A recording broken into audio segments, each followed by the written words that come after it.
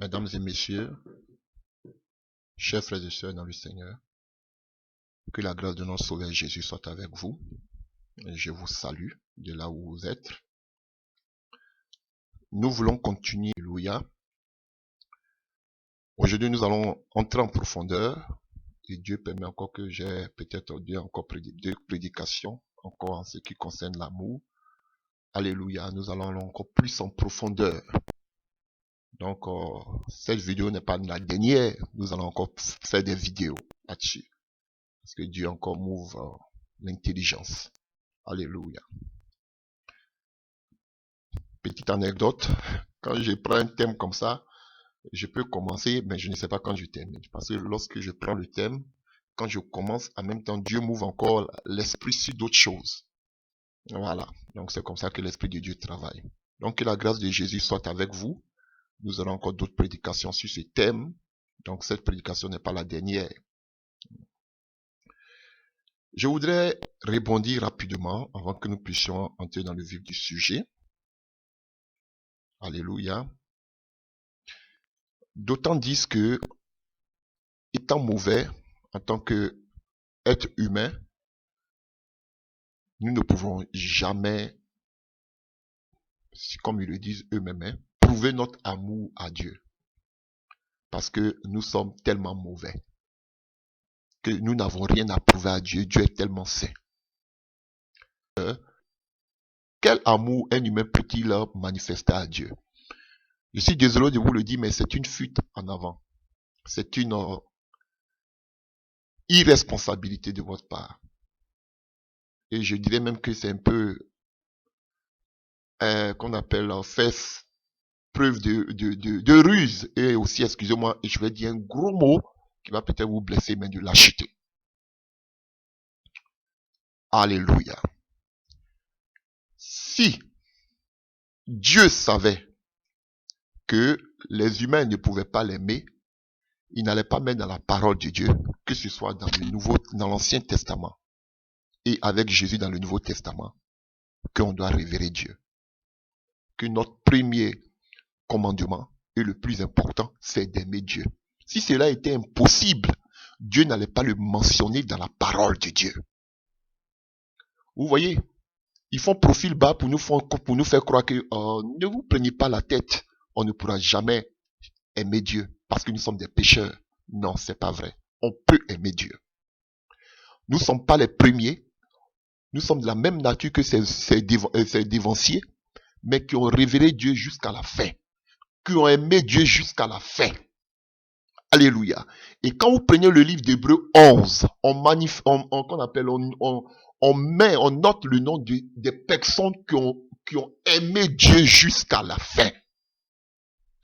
Ne venez pas nous dire que c'est impossible parce que nous sommes des pécheurs. Alléluia.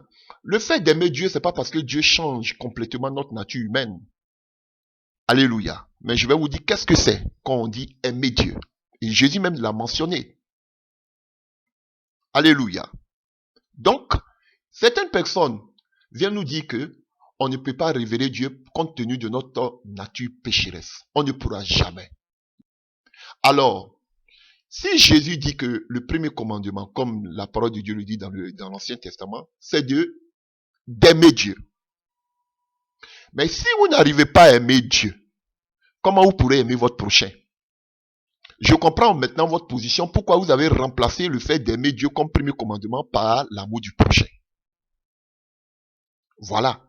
Et vous, partout où vous êtes, l'amour, vous ne décortiquez pas ce que c'est, et vous avez pris carrément que non, en tant qu'enfant de Dieu, on doit s'aimer.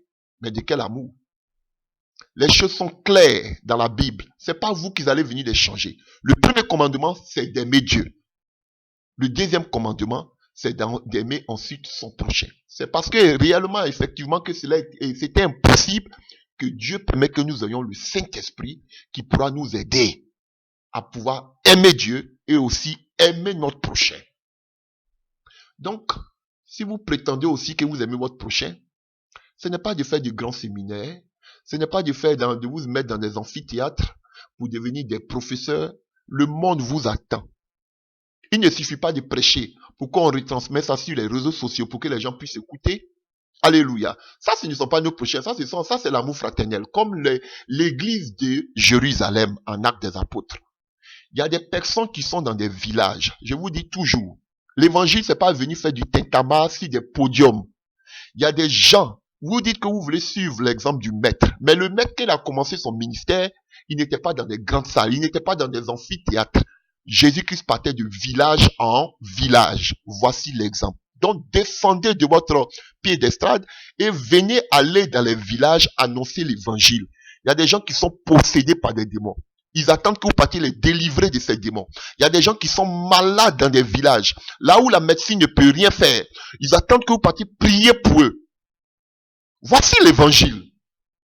Comme le faisait aussi Paul. Paul ne prenait pas tout son temps à discourir, mais Paul prenait le temps aussi à délivrer des gens, à chasser des démons, à guérir des personnes. Allez vite dans les villages. Suivez l'exemple du maître. Au lieu de vous jouer, comme on appelle les discoureurs, à ne point en finir, à écrire des livres, les villageois qui sont dans les villages n'ont que faire de vos livres. Ils ont besoin que vous partiez les visiter et prier pour eux, les délivrer, les parler de l'évangile. Ils sont dans ces villages, ils n'ont jamais entendu parler de l'évangile. Voilà.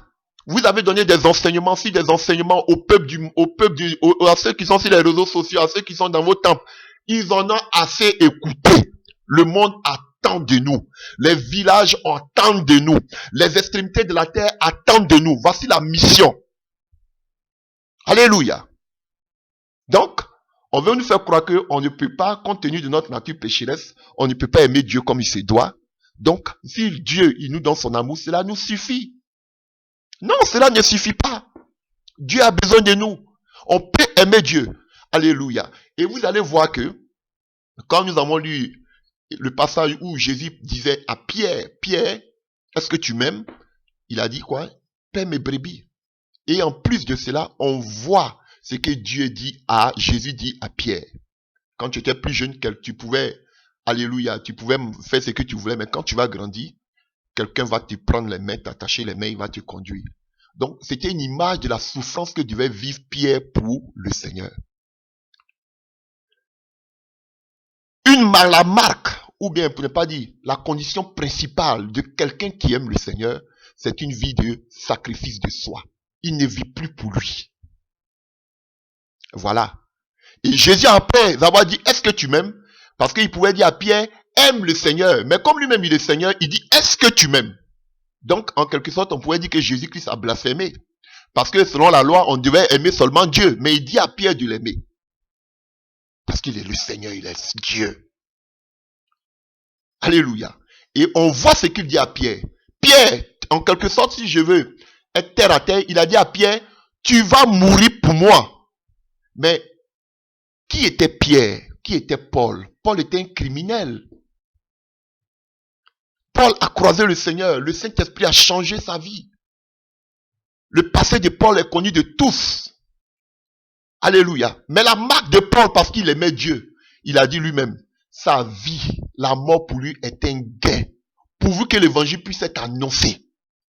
Voici la marque de quelqu'un qui craint Dieu. Prêt à mourir pour la vérité.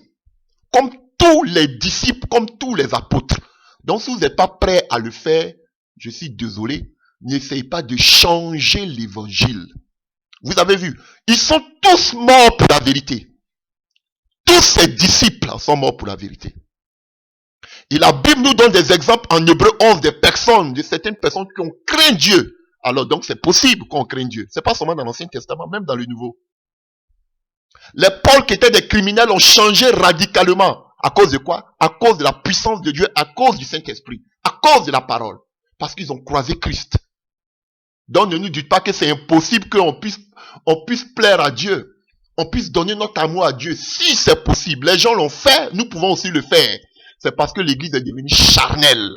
Voici la vérité biblique. L'église est charnelle. On s'est dit, qu'est-ce qu'on peut prouver à Dieu?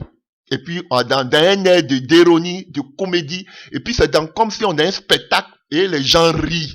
On parle, et puis tout le monde est content. Vous pensez que l'église de Jérusalem, les apôtres qui vivaient dans la persécution, ils avaient le temps de rire quand quelqu'un prêche? Vous êtes dans une salle de comédie. Vous dites aux gens ce qu'ils veulent savoir. Vous leur parlez de la vie de tous les jours. L'évangile, ce n'est pas parler de la vie de tous les jours. C'est parler de Christ ressuscité, de Christ qui revient et aller gagner les âmes jusqu'aux extrémités de la terre. Voici l'évangile. C'est possible que nous puissions plaire à Dieu. Possible que nous pouvons prouver notre amour à Dieu. Prouver son amour à Dieu, c'est être un sacrifice vivant pour le Seigneur. Prouver son amour à Dieu, c'est dire, Seigneur, je te donne ma vie, je suis prêt à sacrifier ma vie, quelle que soit la prison, quelles que soient les persécutions, quelle que soit la faim, je suis prêt à sacrifier ma vie pour toi, comme l'ont fait tous nos prédécesseurs. Ils sont tous morts pour cet évangile. C'est pas parce qu'ils étaient purs à 100%. On a vu l'histoire de Pierre, on a vu l'histoire de Paul. Alléluia. Mais ce sont des gens, malgré leur caractère, ils ont accepté de vivre le martyre pour l'évangile. Quand on aime Dieu, on plaire à Dieu. Quand Dieu dit aimez-moi, Jésus même l'a dit, il a dit amen, reprise. On va le voir tout à l'heure. Alléluia. Celui qui veut sauver sa vie, alléluia, la perdra. Mais celui qui veut perdre sa vie pour moi, va la retrouver. Donc quand tu aimes Dieu, tu perds ta vie pour le Seigneur. Tu es prêt à mourir pour l'évangile, la vérité de l'évangile. C'est ça la marque de tous ceux qui ont plu au Seigneur. C'est pas par leur comportement, par leur caractère. Non. Non. C'est possible. Donc, ne changez pas l'évangile. Ah bon, si nous n'arrivons pas à aimer Dieu, donc ce sont maintenant nos prochains que nous pouvons aimer? Non. Alléluia. Pierre et les disciples ne pouvaient pas aimer les Samaritains. Mais c'est lorsqu'ils ont commencé, parce que les Samaritains étaient les ennemis jurés d'Israël, lorsqu'ils ont commencé à aimer Dieu véritablement, ils ont commencé à manifester les fruits de l'esprit. C'est là la puissance de Dieu maintenant a commencé à se manifester. Voilà, vous voulez avoir les fruits, mais vous ne voulez pas travailler avec celui qui est l'auteur des fruits. Dieu et le Saint-Esprit. Vous-même vous dites le fruit de l'esprit, les dons de l'esprit. Voilà la vérité biblique. De notre prochain, nous ne pouvons pas. Alléluia. Mais quand tu es rempli de la puissance de Dieu, tu n'as plus peur de prêcher la vérité, quelle que soit la sentence que tu vas subir. C'est ça la marque de ceux qui craignent Dieu. De ceux, alléluia, qui plaisent à Dieu. C'est que leur vie, ils ne font plus de cela un cas. Ils sont prêts à tout subir pourvu que l'évangile aille de l'avant. À prêcher la vérité. Alléluia. Manifester l'amour agapao envers Dieu, ce n'est pas dire je ne vis pas dans l'impudicité, je ne vole pas, je ne tue pas. C'est pas ça, manifester l'amour agapao envers Dieu. Manifester l'amour agapao envers Dieu, c'est de sacrifier sa vie, un don de soi à Dieu. Prêcher l'évangile dans toute son authenticité et toute la vérité. Quelle que soit la prison, quelle que soit la mort, mais ça ne m'étonne pas. Parce que réellement, vous n'aimez pas Dieu. Parce qu'aujourd'hui, vous ne prêchez pas la souffrance du chrétien. Vous dites que quand on est chrétien, tout doit aller bien dans nos vies. Donc ça ne m'étonne pas. Vous n'aimez pas réellement Dieu. Vous ne pouvez pas manifester cet amour agapao. Parce que quand on manifeste cet amour agapao, on ne vit que pour là-haut. La vie de la terre ne nous dit rien.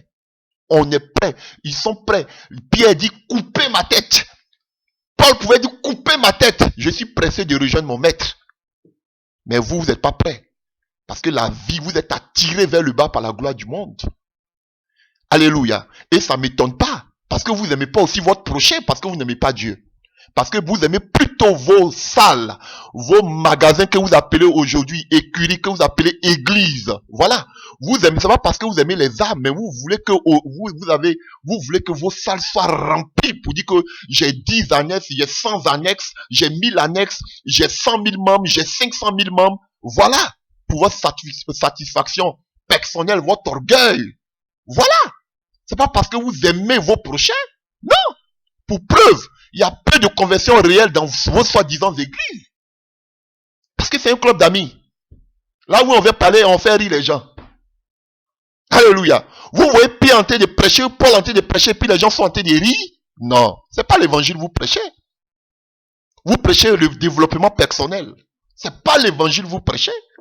Ça ne m'étonne pas. Vous n'aimez pas aussi vos prochains. Voilà pourquoi on ne vous voit jamais en train de prendre vos pas, vos pieds pour aller dans les villages, aller évangéliser. J'ai commencé le ministère dans les villages.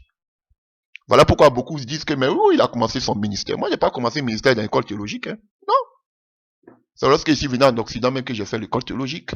Sinon, j'ai commencé mes ministères pendant que tous ceux qui ont commencé, moi, avaient déjà des églises. Moi, j'étais dans les villages.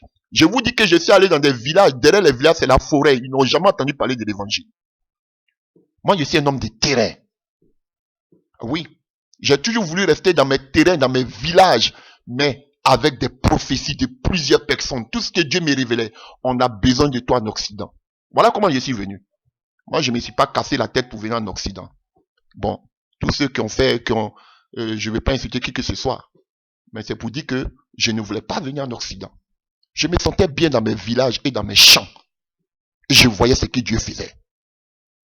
Alléluia. Donc, ça ne m'étonne pas parce que vous n'aimez pas vos prochains. Vous faites des grands croisades seulement qu'en ville pour montrer que vous aussi vous faites des manifestations. Parce que j'appelle même pas ça des croisades d'évangélisation. Donc c'est vrai. L'église n'aime pas Dieu et l'église n'aime pas le prochain. Alléluia. Mais vous vous aimez entre vous. Et Jésus dit, si vous vous aimez entre vous, qu'est-ce que vous faites de bon? Même les païens même s'aiment entre eux. Alléluia. Et aujourd'hui, nous allons, il fallait que je recadre un peu. Et ce n'est pas la dernière prédication sur ce thème. Je vais encore entrer par la grâce de Dieu encore sur d'autres prédications après cette prédication. Que le Seigneur me met à cœur. Ça va vous faire beaucoup de bien. Pour ceux qui aiment bien évidemment la vérité de l'évangile. Alléluia. Non, ne vous laissez pas burner. Ne vous laissez pas prendre par ces gens-là parce qu'ils ont des méga church. Ils ont des milliers de personnes qui les écoutent, qui rient quand ils parlent, qui ont écrit des milliers de livres. Moi, je n'ai que faire de vos livres. Je n'ai que faire de vos livres. Les gens qui sont dans les villages n'ont que faire de vos livres. Ils vous attendent dans les villages. Partez là-bas. C'est pas faire des croisades en pleine ville. Ils n'ont que faire de ça. Tu vas aller dans un village, aller annoncer l'évangile, les gens qui sont possédés par la sorcellerie et autres. C'est un livre que tu vas leur donner. Il faut lire, ta vie va changer. Arrêtez. Jésus-Christ ne distribuait pas des livres, il n'écrivait pas des livres. Mais on dit si on devait écrire tout ce que Jésus a fait là, on n'allait même pas, le monde même n'allait pas contenir. Laissez les gens écrire sur vous, sur votre Dieu, au lieu que vous-même vous écrivez. Laissez les gens écrire, comme les gens même ont écrit. Jésus n'a pas écrit, mais ce sont des gens même qui ont écrit l'histoire de Jésus. Un homme comme Luc allait faire des investigations pour pouvoir écrire. C'est pas Jésus qui l'a fait. Encore moins, encore les apôtres. Alléluia. Vous voyez tout ce qu'on nous a, ce sont des lettres de Paul. Mais Paul n'a pas écrit, voici ce qui. Ce sont des lettres. Laissez, les gens vont témoigner de ce qui vous étiez. Tout ça, c'est pour votre honneur personnel, gloire personnelle. On a dit oui, c'était un homme, c'était une femme de Dieu. Vraiment, voici les livres qu'il a écrits. Moi, j'ai que faire de vos livres. Que faire de vos livres? Je ne lis même pas vos livres. Ça m'intéresse pas. Ça m'intéresse pas. Fini. La marque d'un grand homme de Dieu, comme je le dis toujours, bien d'une grande servante de Dieu. C'est pas les méga church, c'est pas les prédications, c'est pas le nombre de personnes, c'est pas les livres que tu écris qui m'impactent. Pour moi, un grand homme de Dieu, je peux dire, voici un grand homme de Dieu à partir du niveau de souffrance qu'il subit pour l'évangile. Voici pour moi un homme de Dieu. Ouais. Voici pour moi un homme de Dieu. Tu souffres pour l'évangile.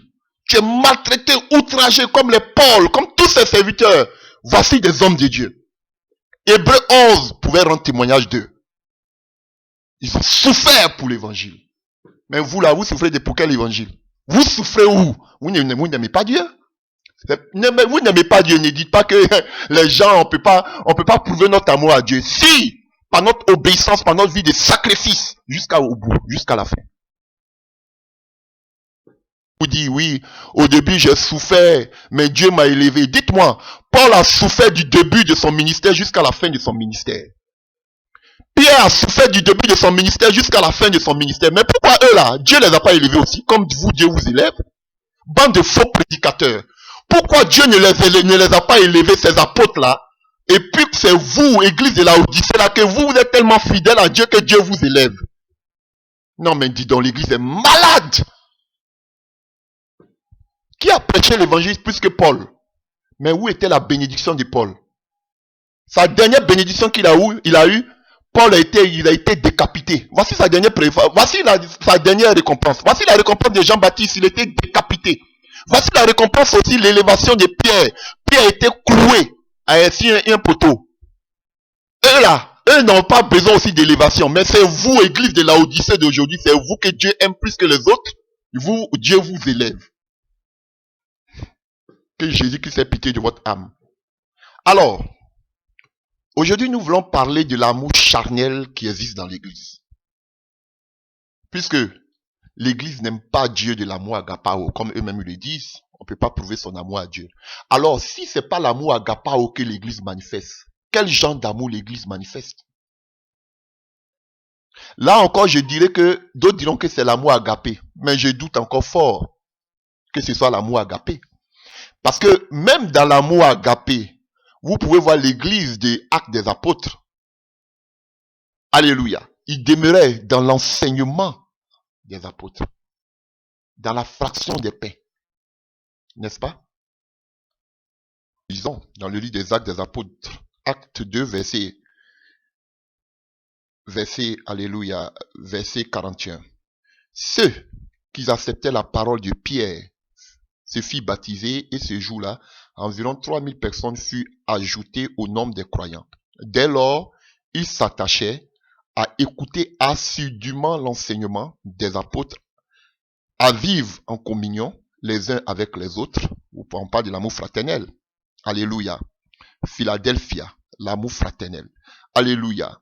En communion fraternelle les uns avec les autres, à rompre le pain et à prier ensemble. Tout le monde était très impressionné car les apôtres accomplissaient beaucoup de prodiges et de signes miraculeux. Tous les croyants vivants unis entre eux et partageaient tout ce qu'ils possédaient. Ils vendaient leurs propriétés et leurs biens, les répartissaient l'argent entre tous, selon les besoins de chacun. Tous les jours, d'un commun accord, ils se retrouvaient dans la cour du temple. Ils rompaient le pain. Alléluia. C'était pas dans le temple, mais dans la cour. Alléluia. Dans les maisons et prenaient leur repas dans la joie avec simplicité du cœur. Vous êtes simple aujourd'hui.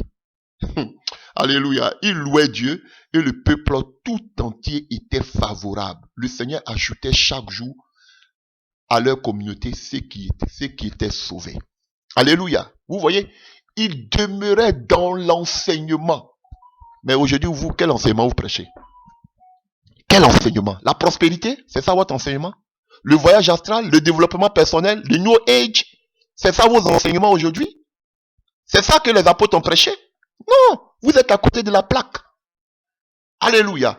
Et là où il y avait la communion fraternelle, on voit tous les miracles qui se dégageaient. Donc vous là, est-ce que vous manifestez l'amour agapé? L'amour agapé, parce qu'on dit que l'amour agapé c'est l'amour entre les chrétiens. Est-ce que c'est l'amour? Parce qu'ici c'est l'amour agapé qu'ils étaient en train de manifester.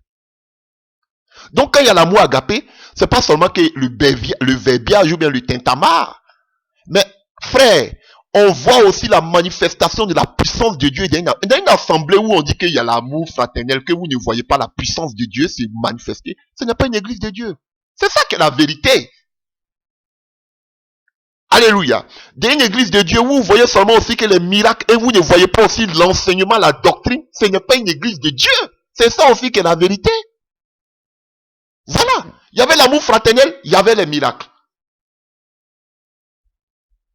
Voilà la vérité biblique. Mais vous, on ne voit pas tout cela dans vos églises. Donc, quel genre d'amour vous manifestez dans ces églises que vous appelez églises? C'est ce que je vais vous dire aujourd'hui. Alléluia.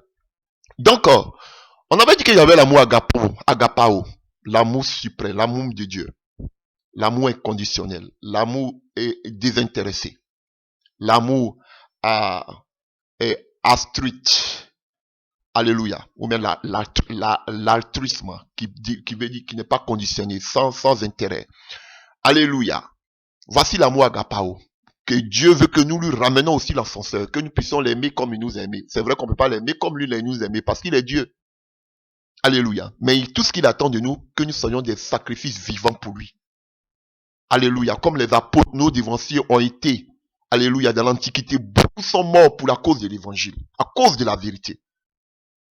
Alléluia. Aujourd'hui, il y a des choses même qu'on peut même plus dénoncer. Ces soi-disant révérends aujourd'hui pensent tellement à leur personnalité et à leur temple qu'ils ne peuvent même pas dénoncer certaines choses aujourd'hui, des tas aujourd'hui qui sont entrés dans l'église. Parce qu'ils ont peur. Alléluia.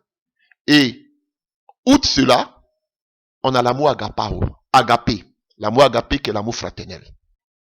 À part l'amour fraternel, on a l'amour philéo. Philéo, c'est un amour que tout le monde manifeste. C'est un amour charnel. L'amour humain. Philéo, c'est l'amour le plus pratiqué dans le monde.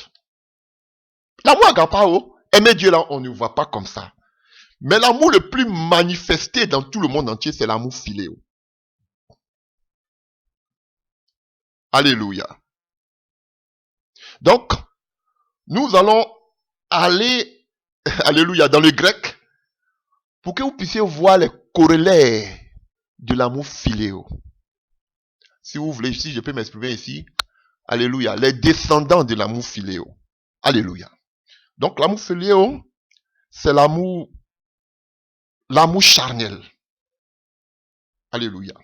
C'est l'amour, c'est les sentiments, c'est l'affection naturelle, l'amour humain. Alléluia. C'est ça qu'on appelle l'amour philéo. Même Pierre, lorsque Jésus-Christ lui posait la question, il a manifesté l'amour philéo, les sentiments, l'amour humain. Mais plus tard, quand le Saint-Esprit l'a visité, il a commencé maintenant à manifester l'amour agapao. Alléluia. Et on peut le constater tout le long de sa vie. Alléluia. Quand tu vis une vie agapao, tu vis une vie de souffrance et tu vis le martyre. Oui, pour l'évangile. Parce que tu ne vis plus pour toi et tu veux tellement plaire à Dieu que tu dis la vérité de la parole et pas pour ta propre force, mais poussé par le Saint-Esprit à dire la vérité. Ça n'a rien à voir avec ton caractère.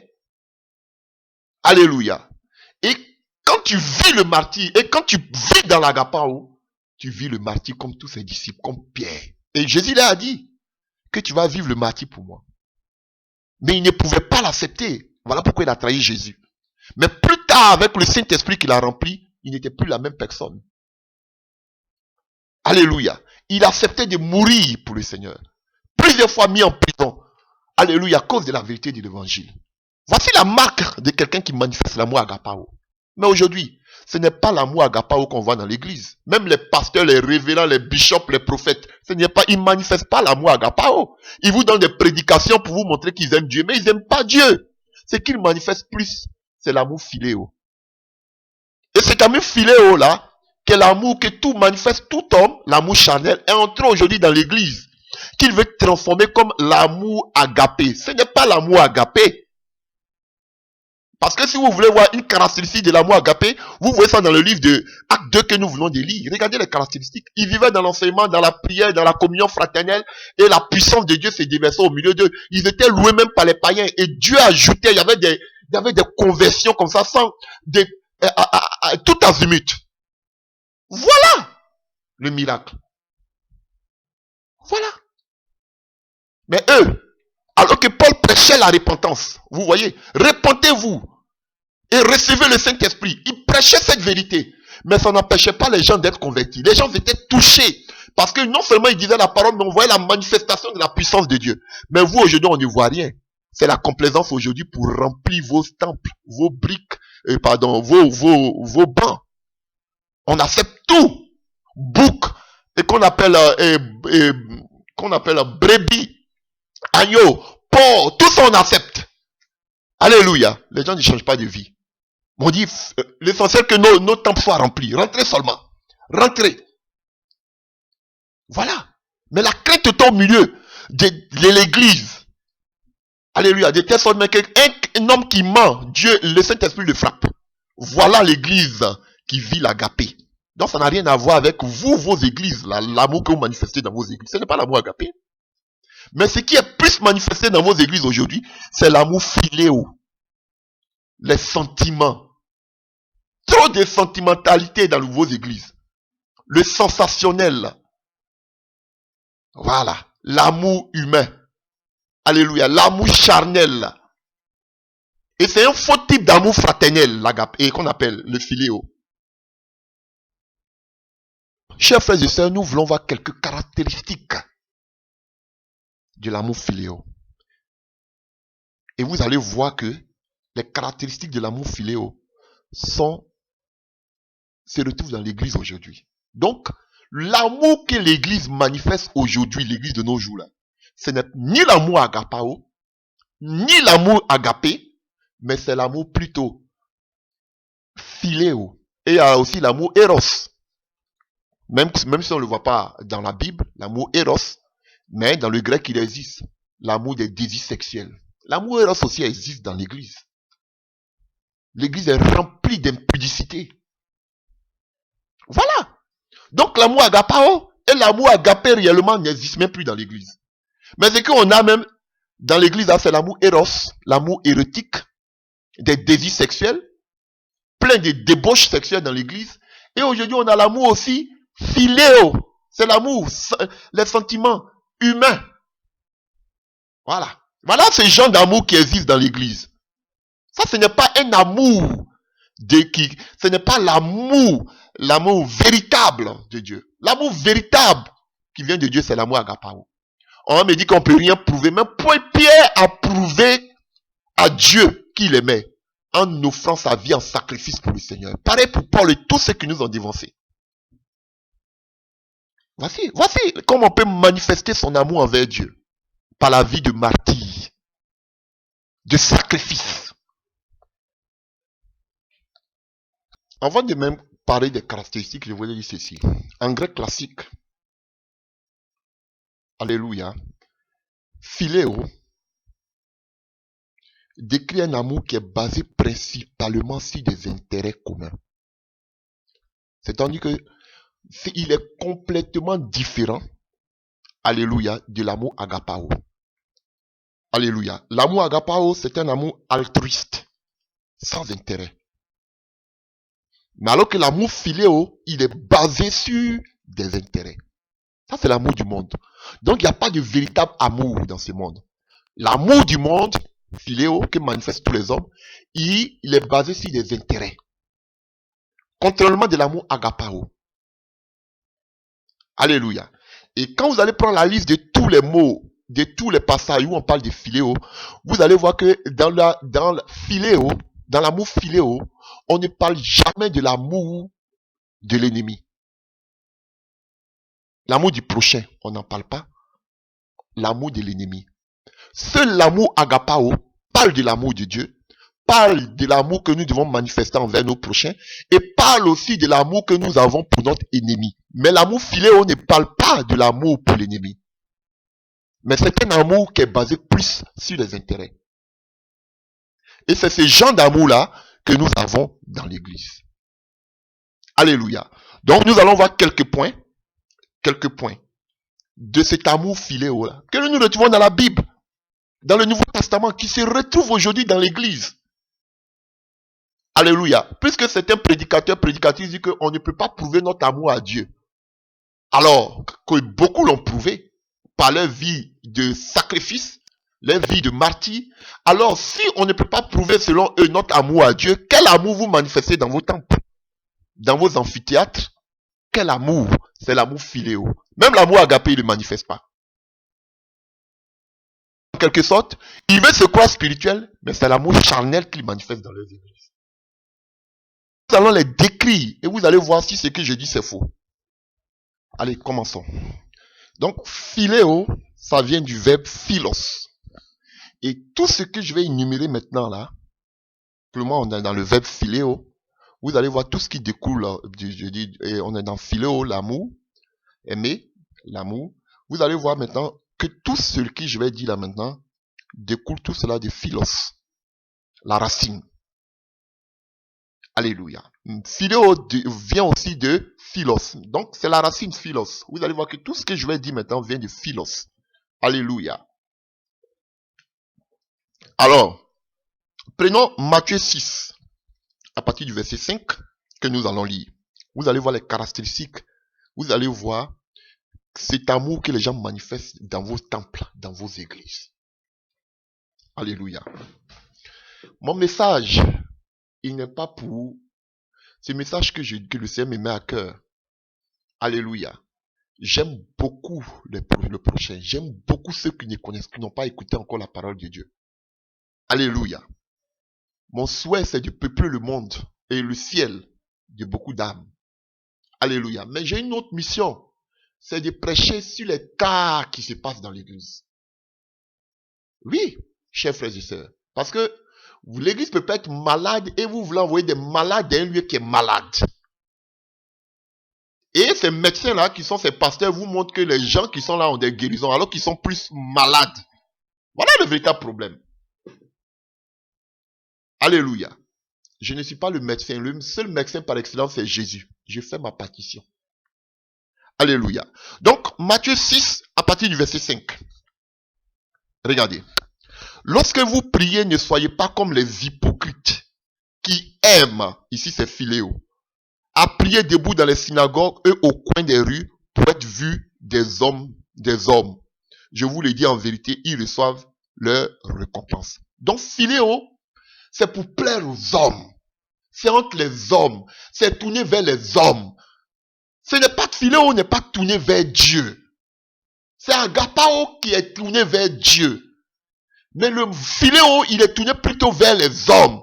Aujourd'hui, il faut tout chose pour être vu des hommes. Pour attirer les hommes à eux. Voici ce qui se manifeste dans l'église aujourd'hui. Tout ce qu'ils font, c'est pour la vue.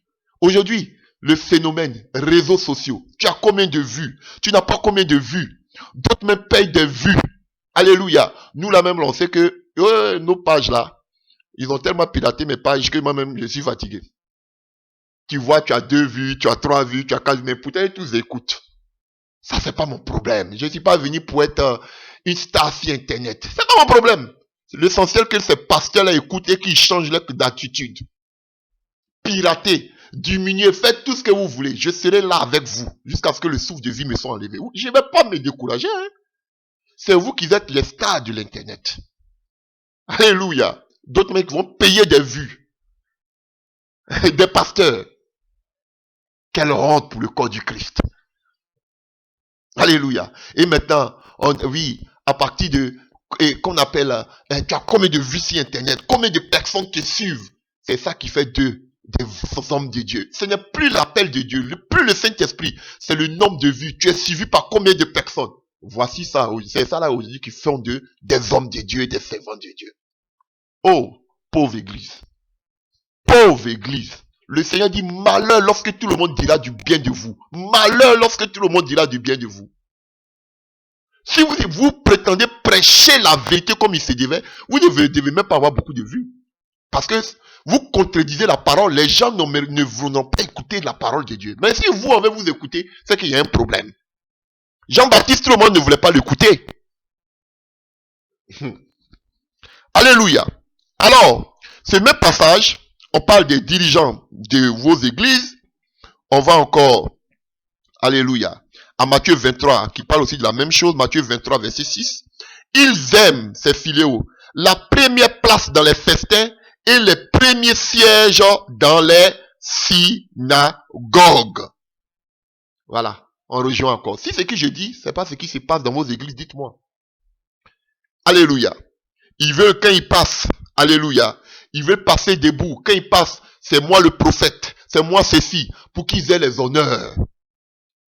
Alléluia. Ils aiment les premières places. Voilà, dans les synagogues, ils sont des archibishops, des bishops, des révérends, des archis, des quadri-révérends, et ainsi de suite. Ils ont les places, vous les voyez souvent là, et tous dans les temples avec des sièges royaux, en or, magnétisés. Ce sont eux, ils sont devenus des gourous dans ces temples. Est-ce que je mens si c'est ce que je dis? C'est parce que ça c'est l'amour philéo. Tout ça pour épater les humains, pas pour épater Dieu. C'est ce qui se passe dans vos temples. Où ça fait aujourd'hui vos pasteurs? Ils ont les sièges spéciaux. Ils ont l'altar où personne ne peut monter là-bas. Non, eux ils sont dans le Sanhédrin, dans la qu'on appelle la synagogue des saints. Eux ils sont en haut. Et puis vous êtes le Laos, le peuple. Voilà. Eux, ça, c'est les sacrificateurs. Voilà, eux sont dans le lieu très simple. Et vous, vous êtes dans le parvis. C'est ce qu'on dit ici. Alléluia. Et quelqu'un n'a même pas le droit de mettre son pied en haut là-bas. Non, non, non, non, non, non. Ça, c'est pour eux. Voilà, frère, le problème que nous vivons dans nos églises. Et nous continuons encore un autre passage qui parle aussi de ça. En Luc 20, verset 46. Gardez-vous des scribes qui aiment à se promener en robe longue. Ça, c'est Philéo. Et à être salués dans les places publiques. Qui recherchent les premiers sièges dans les synagogues. Et les premières places dans les festins. Alléluia. On les remarque par quoi? On les remarque par les longues robes. Regardez. Automatiquement, quand tu passes, on peut détecter qui est pasteur, qui n'est pas pasteur. Parce que les pasteurs sont toujours cintrés en combien de pain, je ne sais pas. D'autres maintenant, alléluia. Comment vous appelez ça? L'habit colérique ou bien comment vous appelez ça là? Avec, voilà. Par les habits, on sait que ce sont des révérends, ce sont des pasteurs et autres. Je me souviens qu'un jour, j'avais été invité. Je me suis mis dans un coin derrière. Et le pasteur à la fin est venu me dire, vous savez ce qu'il me dit? Il me dit, je t'ai pas présenté. Tu sais pourquoi? J'ai dit non, je ne sais pas pourquoi. Il me dit, parce que tu n'es pas habillé comme un pasteur. J'étais habillé simple. Il m'a dit non. Tu es un homme de Dieu, tu dois te habiller en costume pour venir. C'est à cause de ça que tu m'as pas présenté. Mais égal, ça m'est égal si tu m'as pas présenté. C'est pas mon problème, tu m'as invité, tu dis de venir. Je voulais même pas venir, je suis venu. Et tu me dis que tu me viens me dire à la fin, je t'ai pas présenté. Pourquoi? Devant tout le monde, parce que tu n'es pas habillé en costume. C'est écrit où dans la Bible? C'est écrit où dans le Nouveau Testament? Dans l'évangile de Christ. Voilà. Il donne la priorité, il donne la considération aux choses éphémères. Les vêtements. Les vêtements. Si tu es, nous, on doit avoir de belles prestations, on doit avoir une belle allure, toujours cintré, toujours dans les costumes. Donc, comme si le fait de porter costume fait de toi un pasteur. Ça fait que tu es un peu plus sérieux. Voici la sorcellerie. Et tout le monde est entré dedans. Alléluia. Tu es un pasteur, tu vas te porter un simple pantalon pour aller prêcher. On dit non, mais pourquoi tu es simple comme ça? Un pasteur, il doit. Voilà. Quand tu portes costume, voilà, tout le monde te respecte. Voilà. Ça, c'est l'amour philéo. Pour être vu des hommes. Alléluia.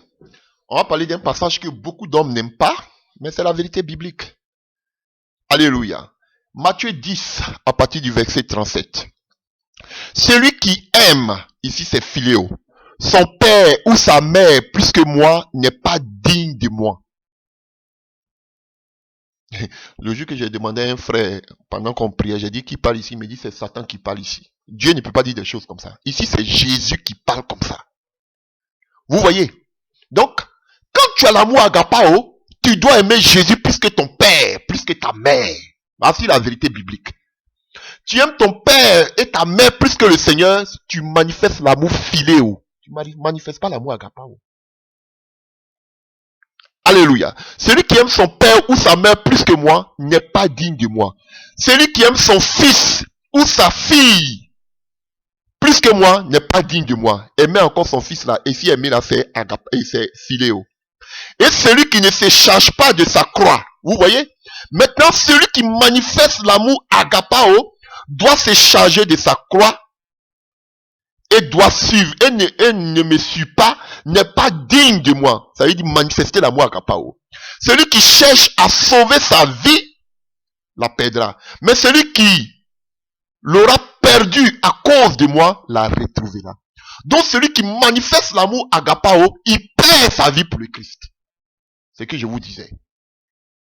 Mais celui qui ne veut pas perdre sa vie pour le Christ, il manifeste l'amour philéo. Mais aujourd'hui, dites-moi dans l'église, c'est l'amour agapao ou bien l'amour philéo? L'amour philéo. En aimant ton père et ta mère plus que Dieu, tu veux dire quoi? Dans l'amour philéo, mais c'est mon géniteur, ce sont mes géniteurs, ce sont eux qui m'ont mis au monde. Mais pourquoi je dois les aimer? Je dois pouvoir les besoins, je dois faire tout cela. C'est normal, ça c'est l'amour humain. L'amour charnel dans la chair.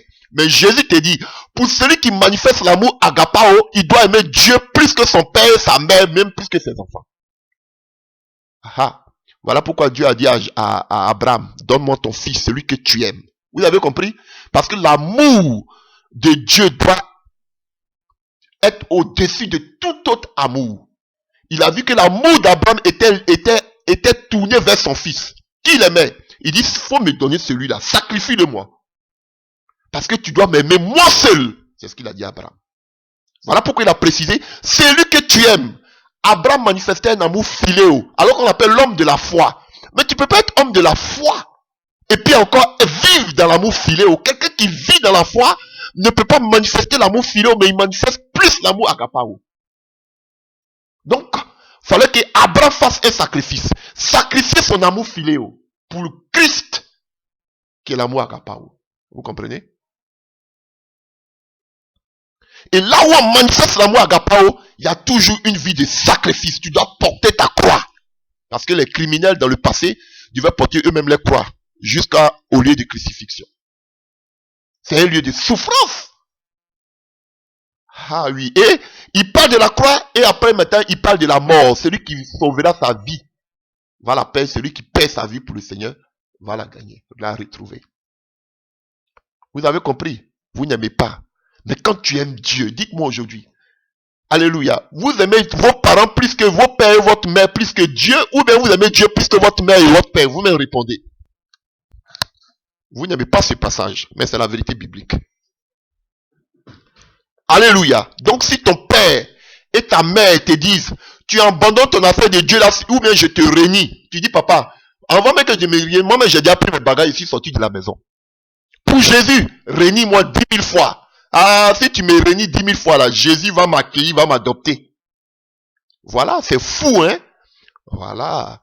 Vous voyez, mais qu'est-ce qu'il dit? C'est difficile ça. Voilà pourquoi les chrétiens manifestent aujourd'hui l'amour philéo. C'est difficile de manifester l'amour agapao parce qu'il y a beaucoup de sacrifices à faire. Et beaucoup l'ont fait. Tous les disciples là. Pierre a dit à Jésus, nous avons tout laissé, parents, nous avons tout laissé pour te suivre. Donc on peut le faire parce que Pierre, ils ont tout laissé pour suivre le Seigneur. Donc toi aussi tu peux tout laisser. L'amour de ce monde pour suivre Christ. Alléluia. Mais je parle de seulement pour suivre Christ. Si tu n'as pas de problème, tes parents n'ont pas de problème que tu serves le Seigneur, aime-les. Cherche aussi à les gagner pour Christ. Mais quelqu'un qui vient, tes parents qui te disent, nous, chez nous, il n'y a pas à faire de Jésus ici, tu lui dis, bon, allez-y, moi je prends mon chemin, vous prenez votre chemin. Comme Abraham a pris son chemin, il s'est séparé avec la maison de son père qui était un idolâtre. Il s'est séparé de son père. C'était son père. Les gens que je connais de nos jours aussi, ils m'ont dit, ouh, mais c'est une malédiction. Comment celle qui t'a porté dans ton ventre, comment celui qui t'a mis au monde, tu le respectes pas à cause de Dieu. Dieu que tu ne vois même pas. Ton père qui t'a nourri, qui a payé tout pour toi. Tu ne le respectes pas, tu dis que tu vas servir Dieu. Ça, c'est le sentiment humain, ça. Sentiment humain. C'est pas l'amour agapao. C'est pas l'amour agapao. Alléluia. Mais ça ne veut pas dire que tu dois manquer de respect ou même tu dois pas aimer tes parents. On parle de seul. Jésus a dit plus que moi. Lui seul, pas pour autre chose. Voilà. Sachant faire la part des choses. Vous allez dire ce que je n'ai pas dit. Alléluia. Voici un autre passage encore qui parle de philéo. On va égrener un peu. Avant qu'on tombe même dans d'autres. On va rester d'abord dans philéo. Matthieu 26, à partir du verset 48. Celui qui le livrait lui avait donné un signe. Celui que je baiserai, c'est lui. Saisissez-le. Donner un baiser, c'est philéo. L'amour fraternel. Parce que dans d'autres régions, donner un baiser, c'est signe de salutation, d'amitié. Alléluia. Donc, il y a des baisers aussi venimeux. Il y a des baisers de trahison. Alléluia. Généralement, un baiser, c'est amical, c'est fraternel. Mais il y a des baisers aussi aujourd'hui de trahison. Alléluia. Donc, on amène aussi des femmes pour vous donner des baisers. Mais ces femmes-là sont amenées en mission pour te tuer. Alléluia. Donc, celui qui je baiserai, je vais donner un baiser. C'est celui-là. Baiser ici, là. Baiserai, là. Ça veut dire philéo. C'est un baiser d'amour. Mais lui, c'était pas un baiser d'amour, mais c'était un baiser de trahison. Est-ce qu'il n'y a pas de trahison aujourd'hui? On dit, ah, aujourd'hui on a vu qu'on appelle Judas a trahi Jésus. Mais aujourd'hui il y a plus que Judas. Judas seulement lui a donné un bisou. Mais aujourd'hui des pasteurs qui empoisonnent d'autres pasteurs. Des pasteurs même qui condamnent d'autres pasteurs à l'injustice. On voit ça aussi aujourd'hui. Moi-même, je sais, le jour que je sais que le jour que même je mets pied dans l'aéroport de mon pays, même déjà, on me prend. Le Seigneur m'avertit ça tous les jours. Je sais que vous m'attendez, vous m'écoutez. Je sais que même si je mets mon pied en Afrique, je sais que vous m'attendez. Dieu merci. Que Dieu, mon chant de vous, Dieu même m'appelle, ce n'est même pas l'Afrique. Alléluia. Il y a des gens aujourd'hui qui viennent vers vous, ils veulent vous montrer que vraiment, ils vont être vélés, vous démontrer qu'ils sont avec vous, ils croient au message que Dieu vous donne. Ah, vraiment, Dieu les appelle à côté de vous. Pourtant, ils sont prêts à vous piquer, alléluia, le couteau dans le dos, ou bien à vous taper à la nuque comme Orpa. Donc, tous ceux qui vont venir vers vous pour dire, ah, on croit au ministère que tu fais, on croit à cet évangile, ayez le discernement. Il peut venir avec des belles paroles, mais ayez le discernement pour savoir qui il est, quelle est sa mission. Il y a des trahisons terribles dans les églises. Des jalousies entre pasteurs. Aujourd'hui, je prêche, on me dit que je suis jaloux des pasteurs. Je dénonce tout ce qui est anormal dans l'église. C'est pas parce que j'ai une jalousie. Je vous dis que si je voulais faire église, je vais avoir cathédrale. Tout ce qu'on vous a proposé aujourd'hui, que vous avez pris là, on vous finance aujourd'hui. Moi, on m'a proposé financement. Et puis, on devait contrôler mes prédications. J'ai refusé. Alléluia. Donc, voilà. De qui je serais jaloux? Pourquoi je serais jaloux des gens? Quand vous dénoncez les gens, on dit que vous êtes jaloux. En quoi? Qu'est-ce qu'ils ont que j'ai pas, en guillemets? Pour vous dire, on va dire quoi? Ils ont des grandes salles, c'est ça? Les ministères ont été fleuris ou bien ils ont beaucoup de membres? Arrêtez. Arrêtez-moi ça. On ne qualifie pas un grand nombre de Dieu en fonction du nombre de personnes qu'il a dans son temple. C'est pas ça. Un grand homme de Dieu, on le qualifie à partir de la doctrine. Voilà un véritable prophète. J'arrive sur le ministère prophétique. Un véritable prophète, c'est pas celui qui donne des révélations, mais des prophéties. Non, qui s'accomplissent. Un véritable prophète, alléluia, c'est quelqu'un qui prêche la doctrine de Christ. Voici un véritable prophète. Alléluia, chers frères et sœurs. Donc, il y a beaucoup de trahisons aujourd'hui dans l'église. Les gens se volent les ministères. Aujourd'hui, tous ces ministères, ils vont voler mon ministère. Aujourd'hui, beaucoup de trahisons. Alléluia. Qui a trahi Jésus? C'est quelqu'un qui était à côté de lui.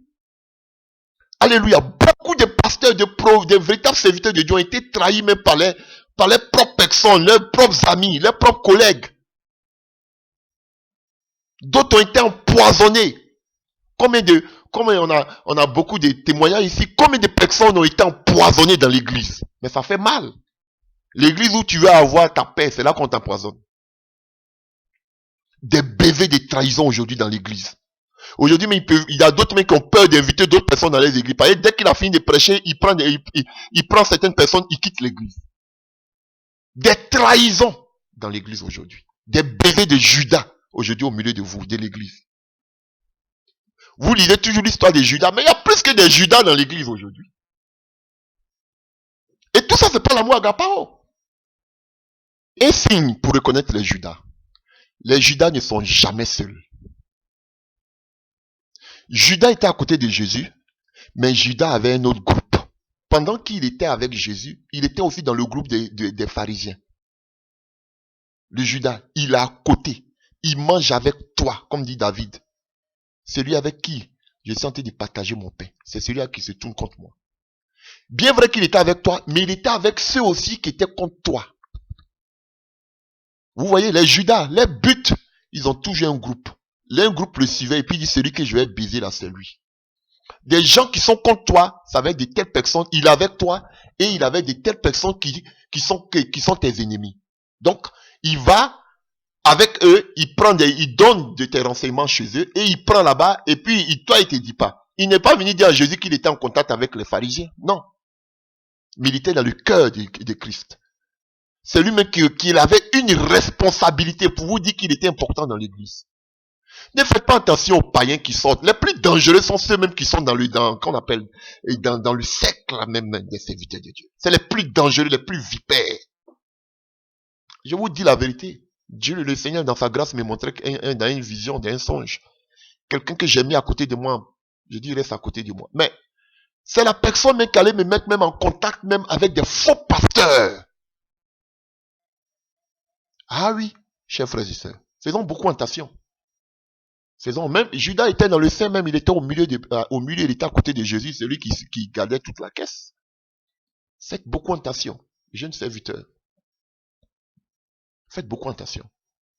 Voilà pourquoi il y a beaucoup de pasteurs même qui ne veulent même plus, même pour voyager comme ça, pour laisser même leur assemblée, ils ne veulent pas. Ils ne veulent pas. Parce qu'ils savent que s'ils bougent seulement une semaine, il vient derrière lui, c'est gâté. Ils ont volé son église et ses membres. Voilà. J'étais victime. Mais ce sont des gens, je ne veux même pas en parler ici. Voilà. Alléluia. Alléluia. Les sentiments.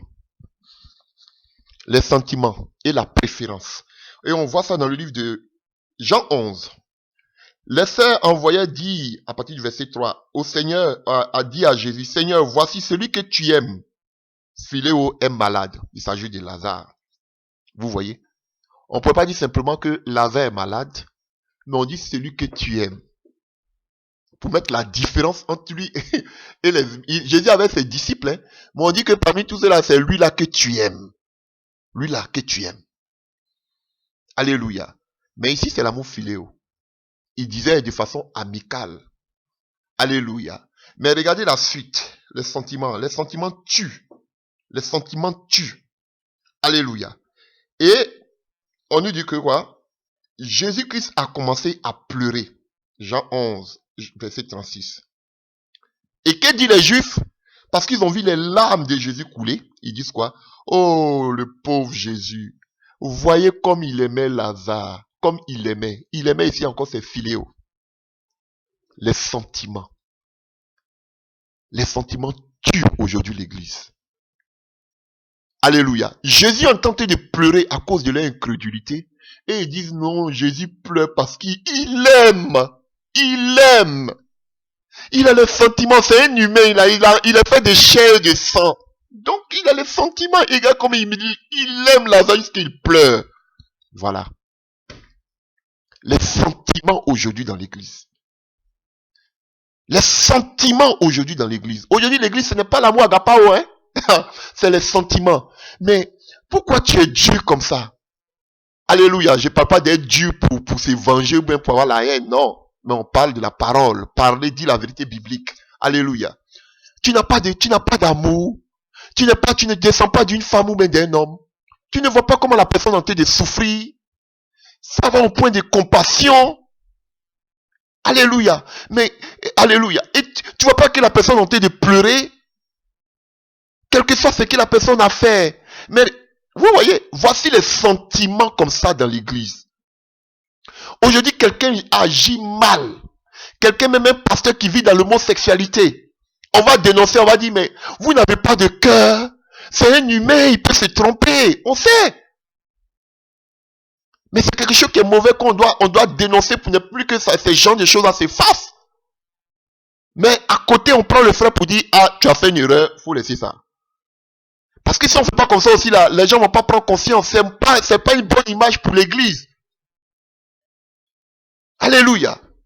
Aujourd'hui, là, je vous dis, c'est pas toute chose, alléluia, on règle en silence. Il y a des choses aussi, il faut mettre sur la place publique. Je ne dis pas l'impudicité, tu es tombé. Non, moi, je ne suis pas dans ces genres de choses-là, non. Mais des occultistes. Vous voyez quel pasteur aujourd'hui qui est venu dire que j'ai utilisé l'occultisme, aujourd'hui je vais quitter dedans. Regardez vous-même. Pourtant, ils sont pleins d'occultistes. Alors que quand vous prenez la parole de Dieu, on nous dit dans le livre des Actes des Apôtres que ceux qui avaient exercé de la magie, des œuvres occultes, ils venaient publiquement dire qu'ils avaient fait ils avaient fait la sorcellerie. Publiquement. Vous voyez aujourd'hui ces pasteurs-là venir dire aujourd'hui que je suis un sorcier. Vous les voyez? Au contraire, ils se glorifient, ils tapent les poitrines pour dire qu'on peut faire le voyage astral. Et ça, vous ne voulez pas, ils sont dans d'une position de qu'on appelle de combat. Pour ils veulent à tout prix nous faire avaler cette pilule. Et vous voulez que nous on nous taise. Non, on ne peut pas se taire. C'est une fausse doctrine. Voilà. On dit non, tu manques d'amour, tu n'as pas de sentiment. Regarde cette personne, il peut te mettre au monde, il a l'âge de ton père. Mais un père qui a été d'amener des gens à l'enfer, si vous il parle du voyage astral, et si quelqu'un qui veut le voyage astral, il va à l'enfer. Ça, on ne doit pas dénoncer. Pourquoi? Parce que c'est un père. En Afrique, on respecte des pères. Je préfère respecter des jeunes qui enseignent de bonnes doctrines que des vieillards qui égarent la société par leurs doctrines. C'est ça qui est la vérité. Les sentiments aujourd'hui ont pris l'église. Alléluia. Tu vois des personnes aujourd'hui, alléluia, qu'on appelle, qui agissent mal. Mais on dit l'amour. De quel amour vous parlez? Venez me dire aujourd'hui, c'est de quel amour vous parlez? De l'amour de Dieu, ou de l'amour agapé, ou de l'amour philéo? Venez me dire, c'est de quel amour vous parlez? Alléluia. On va aller un peu. Jean 15, verset 19. Si vous étiez du monde, le monde aimerait ce qui est à lui. Mais parce que vous n'êtes pas du monde et que vous avez choisi, je vous ai choisi du milieu du monde, à cause de cela, le monde vous hait. Donc, quand tu es enfant de Dieu, le monde ne peut pas t'aimer. Mais regardez vos pasteurs, ils sont aimés de tous, applaudis de tous, honorés de tous, même des païens, même les homosexuels, les francs-maçons, tout cela. Alléluia. Les occultistes. Tout cela les loue. Mais il y a un problème. Si vous êtes pas, ou si vous étiez du monde, vous n'étiez pas du monde, les gens n'allaient pas vous aimer. Mais c'est pas, si vous comprenez quoi, c'est parce que vous êtes du monde. Si les gens vous aiment, c'est parce que vous êtes du monde. C'est ça qui est la vérité. Et tout ça, c'est philéo. Et nous avons Apocalypse 22, à partir du verset 15. Dehors les chiens, les enchanteurs, les impudiques, les meurtriers, les idolâtres, et quiconque aime et pratique le mensonge. Alléluia. Vous-même, vous savez que vous annoncez de fausses doctrines, mais vous persistez dans le mal. Alléluia. Mais vous ne serez pas sauvés. Vous persistez dans le mal, vous ne serez pas sauvés. Donc, chers frères et sœurs, on va continuer. Donc, ça, c'est ce qui concerne philéo. Mais en dehors de philéo, maintenant, il y a d'autres mots qui viennent aussi de philos. Ils ont la même racine. Tout cela, ça sort de philos, de philéo. Il y a d'autres mots encore dont je vais en parler, aussi qui sortent toujours de la racine philos. C'est la même chose. Donc, nous allons prendre quelques passages pour continuer. Vous allez voir l'amour du monde, parce que c'est ça, philo, l'amour humain, l'amour charnel. C'est ce qui règne aujourd'hui dans l'église. Et quand nous prenons Jacques 4, à partir du verset 4, alléluia, nous lisons ici Jacques 4, à partir du verset 4, que nous dit la parole. Alléluia. Jacques 4, à partir du verset 4. Peuple adultère que vous êtes, ne savez-vous pas qu'aimer le monde, c'est haïr Dieu? Si donc quelqu'un veut être ami du monde, il se fait l'ennemi de Dieu. Vous comprenez? Donc ici, alléluia, celui qui aime le monde, aimer le monde, celui qui aime le monde, alléluia, ici c'est philéo, il est quoi? Il est ennemi de Dieu. Alléluia. Donc, l'amour du monde, ici là c'est philia. Et philia aussi vient de philos.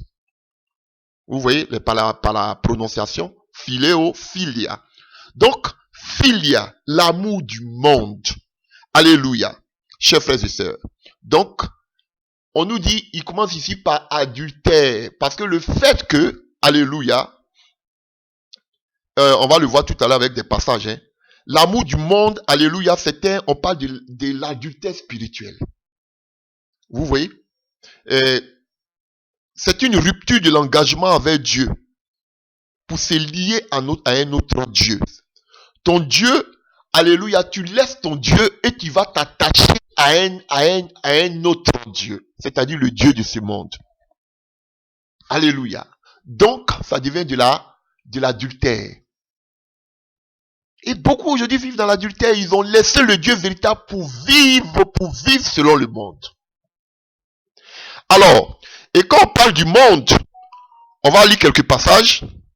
Lorsqu'on parle du monde, alléluia. 1 Jean 2, verset 15. N'aimez pas le monde, ni rien de ce qui fait partie de ce monde.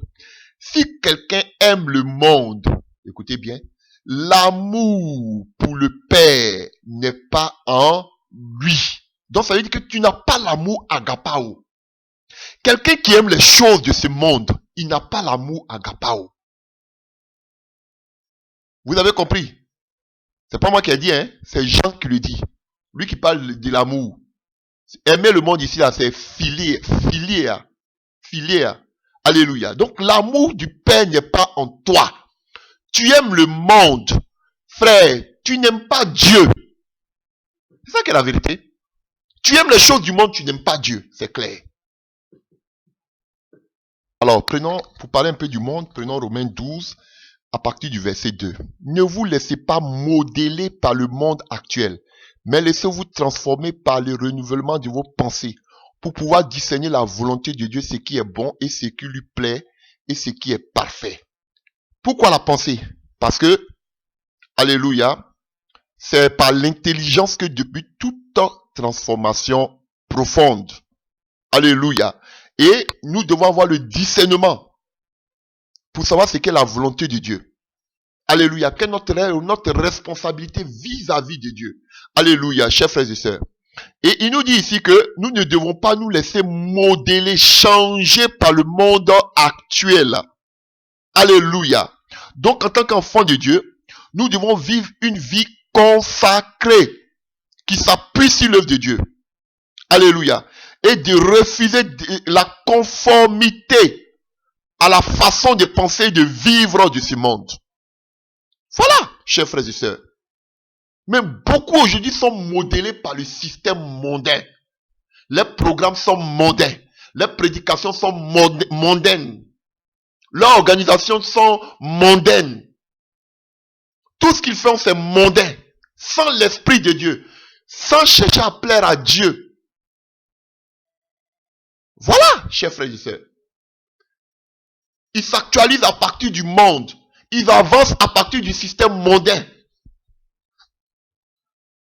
Ils sont modélés, changés. Alléluia. Par le système mondain. Et nous le trouvons aussi dans le livre de Romains 8 à partir du verset 7 qui dit: en effet, l'homme livré à lui-même dans toutes ses tendances n'est que haine de Dieu. Il ne se soumet pas à la loi de Dieu car il ne le peut même pas. Les hommes livrés à eux-mêmes ne savent plaire à Dieu. Alléluia. Voilà. Donc si tu es livré à toi, tu es tourné vers les choses de ce monde, tu ne peux pas te plaire à Dieu. Or, sans la foi, il est impossible à quelqu'un de plaire à Dieu. Et qui parle de foi, parle de l'éternité, parle de la vie d'en haut. Mais si toi, toute ta vie est tournée vers... À partir du verset 2.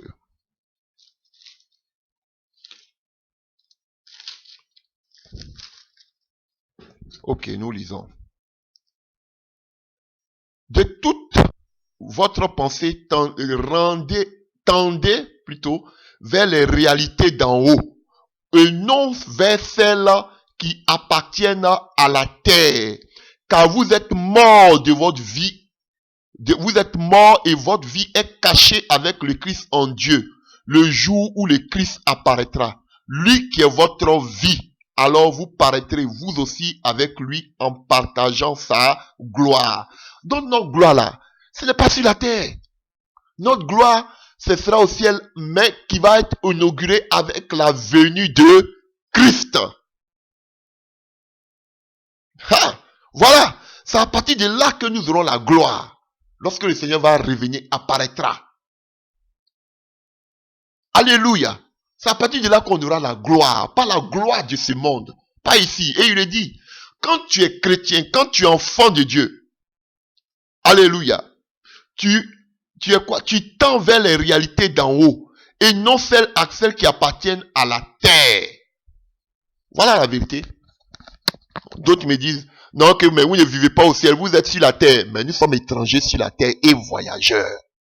Nous sommes dans, Jésus même a dit, vous êtes dans le monde, mais vous n'êtes pas du monde. Voilà la vérité. Donc, alléluia. Philia, ce sont des gens qui tournent toutes les vies, les regards vers le monde. Alors qu'en tant qu'enfant de Dieu, nos regards doivent être tournés vers là-haut.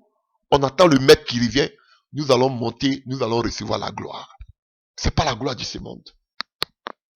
Et tout ça, c'est l'amour que nous retrouvons dans l'église. La vie du monde aujourd'hui entrée dans l'église.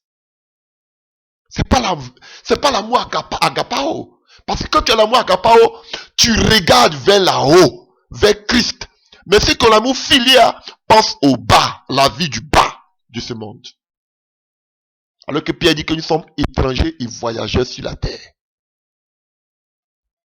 Alléluia. Pourquoi tu ne penses pas à ton éternité? Ils vont vous dire, soyez équilibrés. On prend, nous sommes du ciel, mais aujourd'hui on a besoin aussi des biens de ce monde, ici-bas, pour mener à bien l'œuvre de Dieu. Ok. Dites-moi, depuis que vous prêchez la prospérité, depuis que vous vous êtes enrichis, dites-moi, est-ce que l'œuvre de Dieu avance d'un iota? Non. Vous êtes passé de mal en pire. L'évangile au statico. La présence de Dieu au statico. On ne voit rien. Vous êtes seulement dans vos méga church en train de, qu'on appelle de bavarder tous les dimanches et toute la semaine. Prédication sur prédication. On dirait que c'est concours de prédication. On n'a pas besoin de prédication. On dit, venez, nous tous, on va aller dans les villages. C'est tout ce qu'on vous demande. Alléluia. Prêchez là. Tout le monde peut prêcher. Venez, on va aller dans les villages. C'est là, on va voir si Dieu t'a appelé. Toutes sortes de prédications, d'enseignements, tout ça, les chrétiens. Vous avez toujours enseigné les chrétiens. Venez, on va aller dans les villages. Nos prochains, ce ne sont pas les chrétiens. Nos prochains, ce sont ceux qui n'ont jamais entendu parler de la parole de Dieu. Jésus nous dit d'aimer nos prochains, non. Donc nos prochains, ce sont ceux qui n'ont jamais entendu parler de la parole de Dieu. Ce ne sont pas les chrétiens. Concurrence. Qui prêche bien. Concurrence. Qui a des milliers de vues. Voici à quoi est réduit aujourd'hui l'église. Quelle honte. Ça fait pitié. Qui est le bon orateur? Qui est le bon prédicateur? C'est ça qui vous préoccupe. Qui a la plus grande salle? Qui remplit stade? C'est ça qui vous préoccupe. Venez, on va aller dans les villages. On doit suivre l'exemple du maître. Jésus a commencé son ministère, il a commencé dans les villages. Vous prêchez toutes sortes de prédications. Venez, on va suivre l'exemple du maître. Allons-y dans les villages. Les prédications de la ville, les prédicateurs de grandes salles, de grands programmes. Il n'y a pas d'équilibre ici. Tu aimes la terre, tu ne peux pas plaire à Dieu. Tu aimes les choses de ce monde, tu ne peux pas plaire à Dieu. Tu peux pas manifester l'amour agapao. Vous avez me dit non, on peut manifester l'amour agapao et puis avoir encore l'amour philia. Non, on n'est pas dedans. On a lu, celui qui aime le monde, il a une abomination en horreur à Dieu. L'amour agapao est tourné vers le ciel. L'amour philia est tourné vers le monde. C'est l'amour du monde, l'amour charnel. C'est pas la même chose, il n'y a pas d'équilibre ici. Alléluia. Nous avons un autre mot encore, en grec. Philagira. Philagira. Alléluia. Qui vient de philos. Et, alléluia, de agiros. Philagira. Il vous a dit que tout sort de philos. Alléluia. Et qui parle de philagira parle de l'amour de l'argent. Vous comprenez? L'avarice, l'avidité pour de l'argent. Alléluia, chers frères et sœurs. Alléluia. Il décrit le désir qui conduit une personne à retenir de façon convulsive ses biens et à chercher à les augmenter. Et il empile des biens. Il ne fait qu'empiler des biens. Il n'est pas satisfait. Alléluia. Et la philagira peut être vue comme l'expression de la cupidité. De désirer toujours plus. Toujours avoir. Voilà. C'est ça, l'amour de l'argent. Tu veux toujours avoir. Donc, on parle de la cupidité. Alors que ces prédicateurs d'aujourd'hui vous diront que Dieu bénit extrêmement. Et ils vont jamais vous trouver des passages dans le Nouveau Testament. C'est toujours Abraham que Dieu a béni. Alléluia. Vas-y, les passages. Alléluia. Donc, c'est de la cupidité. Et eux, ils vous disent que c'est la prospérité de Dieu. Ça vient des filles là, de l'amour de ce monde. Ça vient pas de l'amour agapao. Non. L'amour de l'argent n'a rien à voir avec l'amour de Dieu. Mais ça vient des filéos, les choses de la terre. Comme Satan a dit à Jésus, si tu te prosternes devant moi, je te donnerai toute la gloire de la terre. C'est de la cupidité. Ce n'est pas de la prospérité. Ils sont en train de maquiller la cupidité par un thème, en guillemets, biblique, qui n'est même pas biblique. Oui, je souhaite que tu prospères à tous égards. Mais comme eux-mêmes le disent, alléluia, donc Paul parlait de, Jean parlait de l'argent. Voilà. Vous voyez? Ils tordent l'évangile. Donc, et ce passage-là, chers frères et sœurs, je vous ai toujours dit, l'amour de l'argent, alléluia, c'est avoir de l'argent de façon, alléluia, façon malhonnête. L'amour de l'argent, c'est aussi, alléluia, c'est aussi dépouiller, alléluia, les pauvres. Voici aussi l'amour de l'argent. Et une troisième définition d'avoir de l'amour de l'argent, c'est chercher toujours à amasser. C'est ce qui est ici. C'est le mot ici. Philagira. L'amour. C'est-à-dire tu dépends de l'argent. Tu es possédé par l'argent. Tu veux toujours amasser. Avoir, avoir et avoir. Avoir en grande quantité. Maintenant, tu es possédé par l'argent. Voilà. C'est contre l'amour de Dieu. Chers frères et sœurs, c'est important. Les choses de ce monde, c'est important. C'est contre les choses. Il y a des pays où ils adorent le matériel. Alléluia. C'est contre l'amour de Dieu. Quelqu'un qui aime ce genre de choses-là, amasser la gloire, l'argent, avoir être prospère, comme même ils le disent. C'est contre l'amour de Dieu. C'est la cupidité, l'avidité. Et que nous dit cette parole? Nous le trouvons dans le livre de... Un seul passage en parle. Philagira, qui vient de Philos et de Agiros. Alléluia. Nous le voyons dans 1 Timothée 6, à partir du verset 10. Que nous dit la parole? Car l'amour de l'argent est la racine de toutes sortes de maux. Pour s'y être abandonnés, certains se sont égarés très loin de la foi et se sont affligés beaucoup de tourments.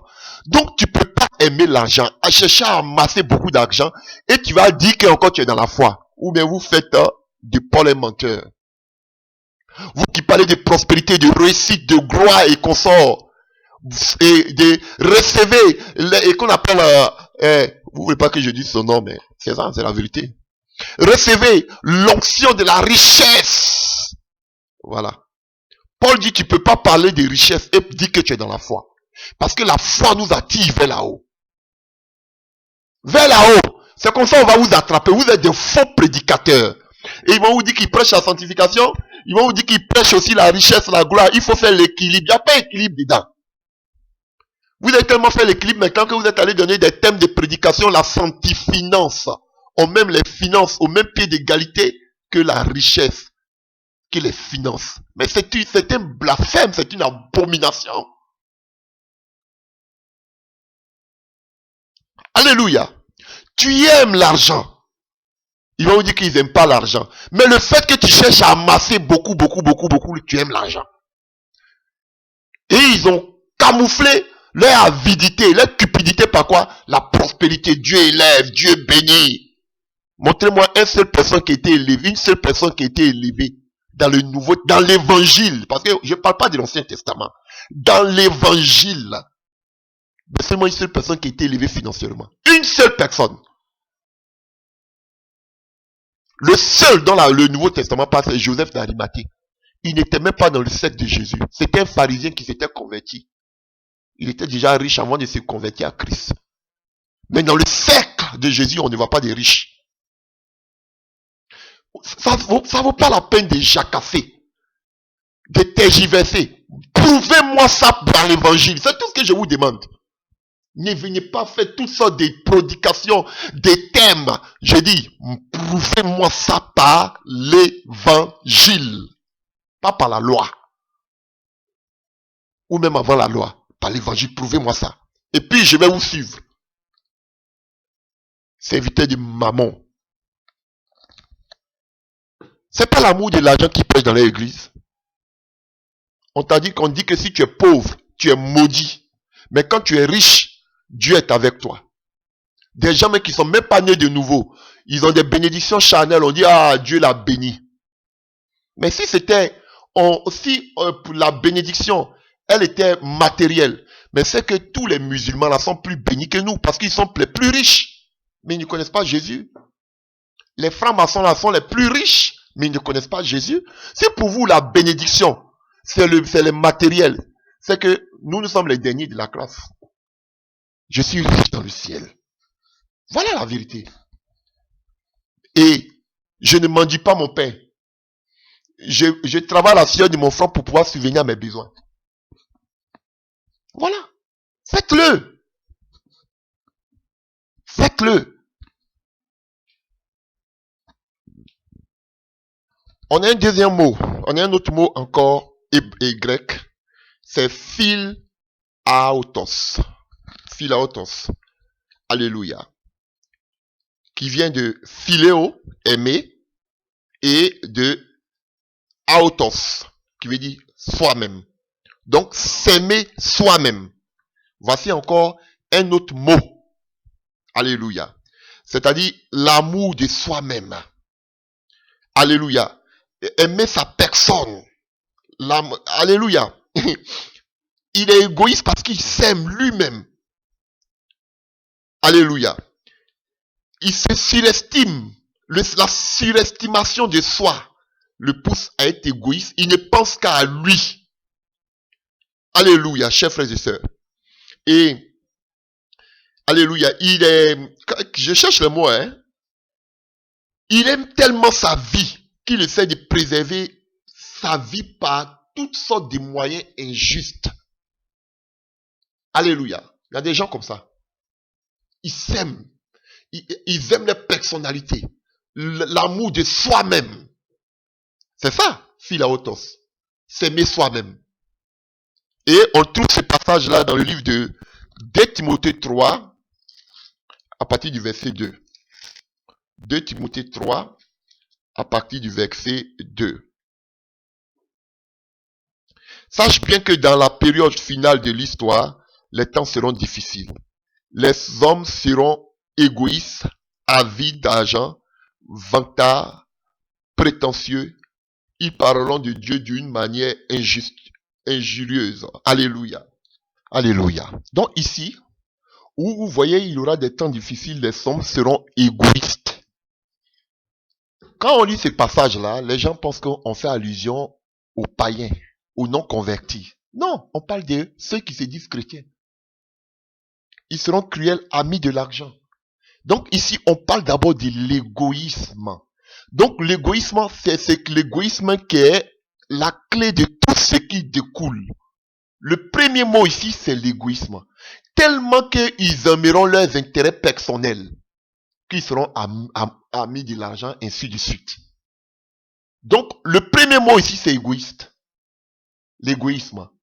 Les gens penseront seulement qu'à eux, leurs intérêts, leur business. Aujourd'hui, l'église est devenue un business pour chacun. Leur temple, leurs affaires. Alléluia, leurs membres. Les gens sont devenus égoïstes. Voilà. Ils ne pensent qu'aujourd'hui à leur temple. Ils ne pensent pas à qu'on appelle à l'œuvre de Dieu. Qui doit avancer jusqu'aux extrémités. Non. Ils préfèrent rester sur les chaînes, prêcher et puis mettre ça sur YouTube, on n'a qu'à voir. Ils vont avoir des milliers de vues. Voilà ce qui les préoccupe aujourd'hui. Alléluia. Et c'est ce qu'il disait. Les gens n'avaient même plus d'intérêt pour l'œuvre de Dieu parce que chacun passait à ses affaires. Alléluia. Nous pouvons voir dans le livre de Philippiens. Alléluia. Dans le livre de Philippiens 2. Philippiens 2, verset 4. Philippiens 2, verset 4. Alléluia. À partir du verset 2 même. Rendez donc ma voix complète. Tendez à vivre en accord les uns avec les autres. Et pour cela, ayez le même amour, une même pensée et tendez au même but. Ne faites donc rien par esprit de rivalité ou par un vain désir de vous mettre en avant. Vous avez vu? Chercher à se mettre en avant. Au contraire, par l'humilité. Voilà. Des gens qui sont égoïstes, ce sont des gens qui ne sont pas humbles. Par humilité, considérez les autres comme plus importants que vous-même. Et que chacun regarde non à ses propres qualités, mais à celles des autres. Alléluia. Chers frères et sœurs, vous avez vu. Donc, tout est tourné vers eux. Alléluia. Ils regardent à eux, les progrès personnels. Mais comme Jésus, dans le même livre des Philippiens, il s'est rendu semblable, inférieur aux hommes. Voilà pourquoi Dieu l'a souverainement élevé. Mais vous ne voulez pas suivre les hommes du maître. Aujourd'hui, vous allez voir ces pasteurs. Mais on ne peut pas, frère. Même pour t'entretenir avec eux, pour les voir, ce sont des... Tu dois... Alléluia. Même Jésus, même là, pour le voir là, même, c'était pas comme ça. Mais aujourd'hui, ils sont devenus des super hommes. Les hommes les plus importants. Avec une garde rapprochée. Des pasteurs qui ont des gardes rapprochés avec des âmes. On voit ça. Alléluia. Ils pensent seulement qu'à leurs intérêts. Ils ne pensent plus à l'intérêt de Dieu. Vous voyez, pasteur, on dit ici là, tu dois voir les autres là comme étant au-dessus de toi. C'est Paul qui donne l'enseignement.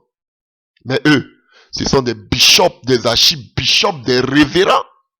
Pour les saluer même, tu dois te mettre en genoux. Ah, frère, et ils vous disent qu'ils ont l'amour de Dieu. Alléluia. Donc quand vous voyez égoïsme ici là, les gens seront égoïstes là. Ça vient de Philéo. Parce qu'ils aiment l'amour de ce monde. Ça vient de Philos. L'amour de ce monde. Philaotos. Et toujours dans le même livre de Philippiens 2. Alléluia. On avait pris Philippiens 2 tout à l'heure à partir du verset 4. On prend Philippiens 2 à partir du verset...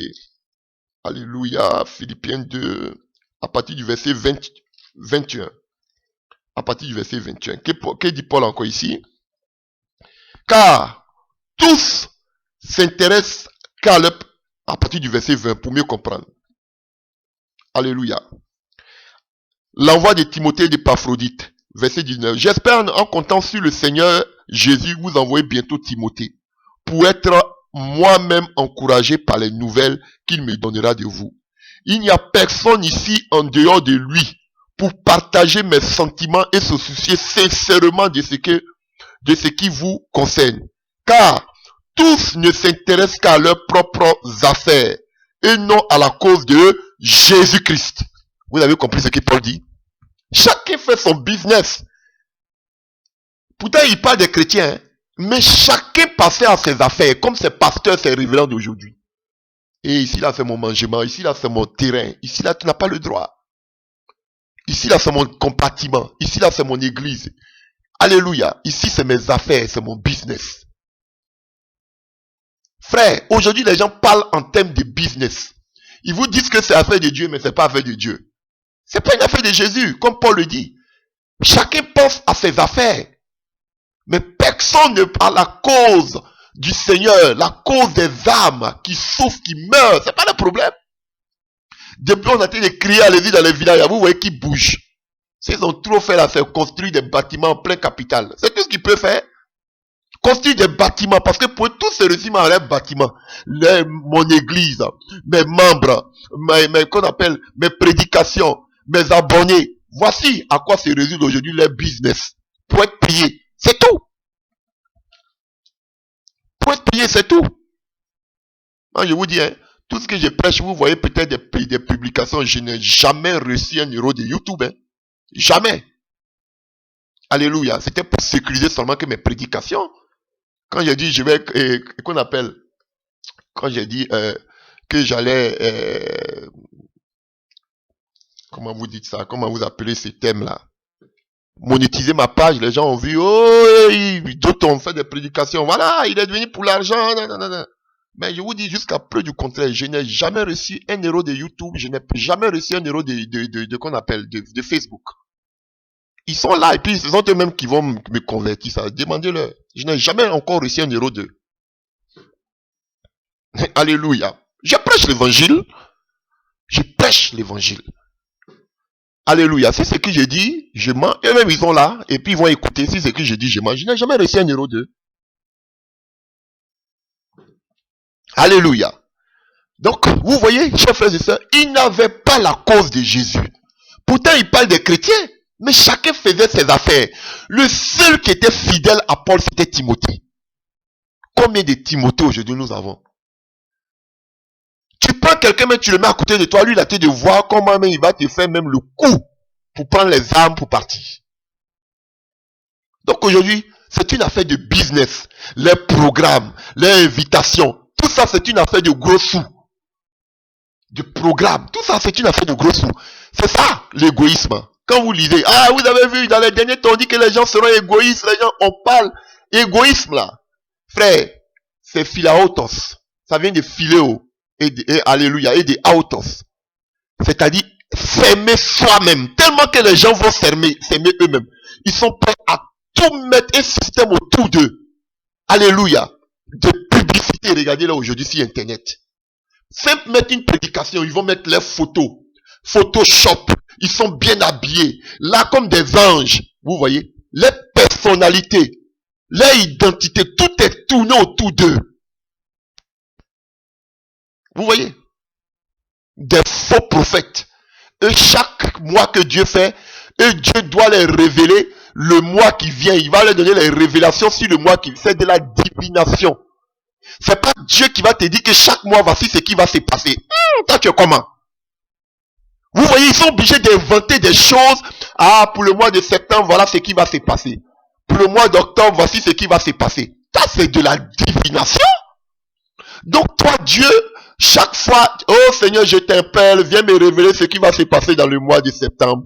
Et puis, papa, bon Dieu, comme même il dit, il descend et puis il vient te révéler ce qui va se passer dans le mois qui vient. C'est de la divination. Ce sont des faux prophètes. Dieu parle quand il a envie de parler. Mais eux, chaque mois, eux, ils doivent prophétiser sur le mois. Ce sont des faux prophètes.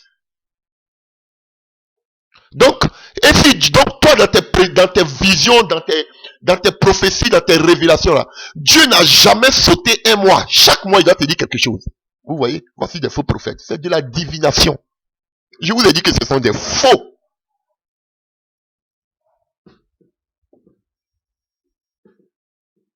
Donc, vous voyez ici, égoïsme, là. Ça vient de philéo.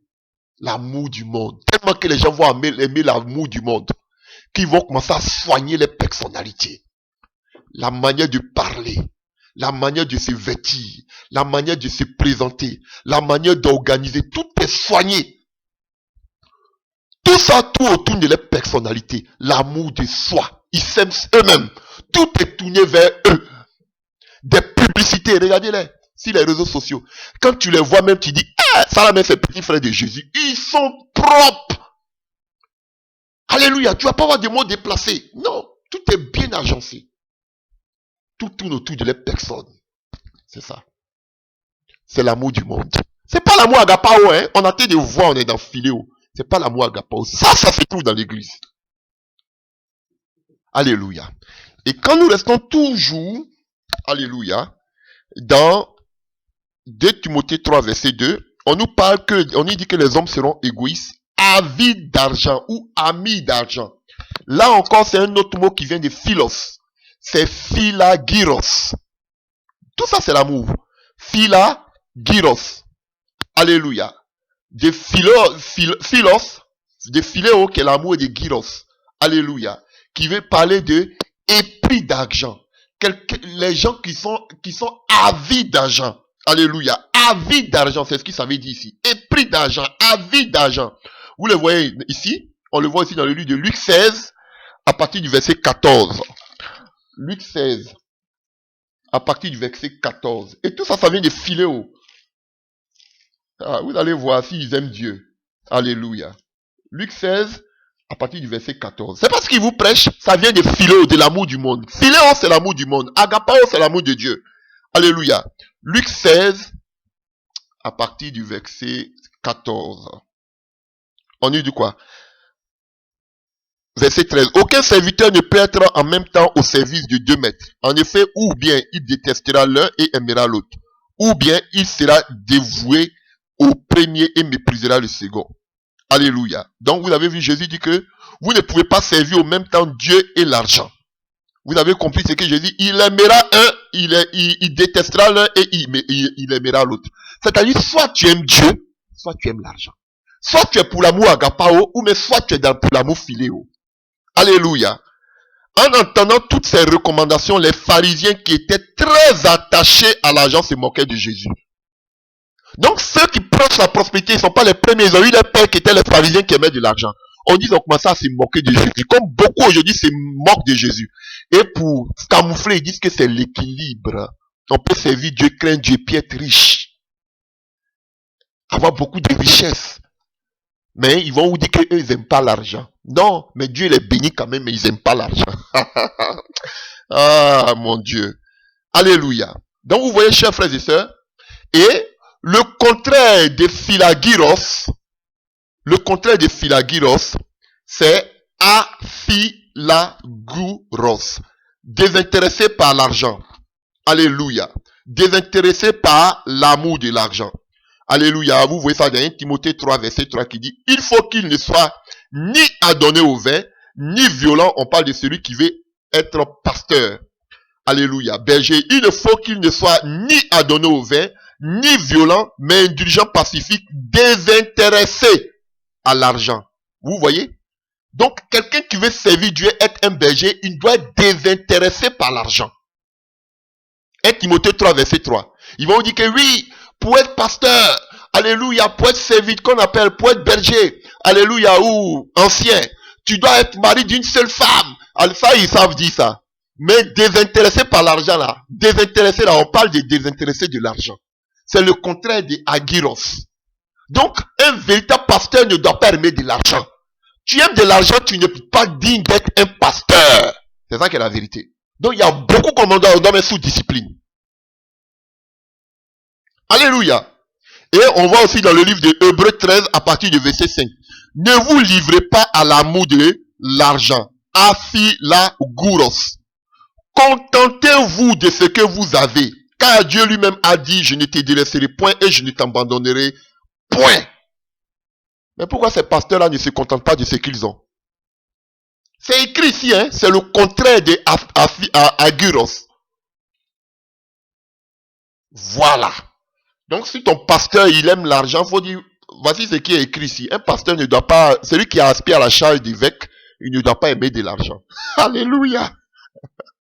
Alléluia. On a un autre mot encore qui sort de philéo. C'est philodonos. Philédonos. Qui parle du plaisir plus que Dieu. Aimer le plaisir plus que Dieu. Que nous voyons dans le livre de 2 Timothée 3, à partir du verset 4. Alléluia. Emporté par les passions. Enflé. Allez, on continue toujours, hein. Enflé. Alléluia. Excusez-moi. Verset 4 que je cherche. Je me suis un peu... Emportés par leur passion et enflés d'orgueil, ils seront prêts à toutes les trahisons. Ils aimeront le plaisir plus que Dieu. Vous voyez? Ils aiment le plaisir plus que Dieu. Aimer ici, là, alléluia, le plaisir, là, c'est ce que je viens de dire. Alléluia. C'est qu'on appelle philodonos, qui vient aussi de philéo. L'amour de ce monde. Vous comprenez? Donc, les gens aujourd'hui, c'est pas parce qu'ils aiment Dieu. Le péché même dans l'église, ils aiment le monde plus que Dieu. Voilà. Le monde même aujourd'hui qu'on fuit là, il est retrouvé aujourd'hui dans l'église. Et ça, c'est pas l'amour agapao. Tellement que l'église est plongée dans l'amour philéo, que même ils disent que non, on n'a rien à prouver à Dieu. Si, non, on peut prouver. Non, ceux qui nous ont précédés là, ils ont prouvé l'amour à Dieu jusqu'à la mort. Mais aujourd'hui, là, tellement que l'amour du monde est entré dans l'église, qu'aujourd'hui, on n'a même pas l'amour de Dieu aujourd'hui. À commencer même par les pasteurs. Alléluia. Continuons.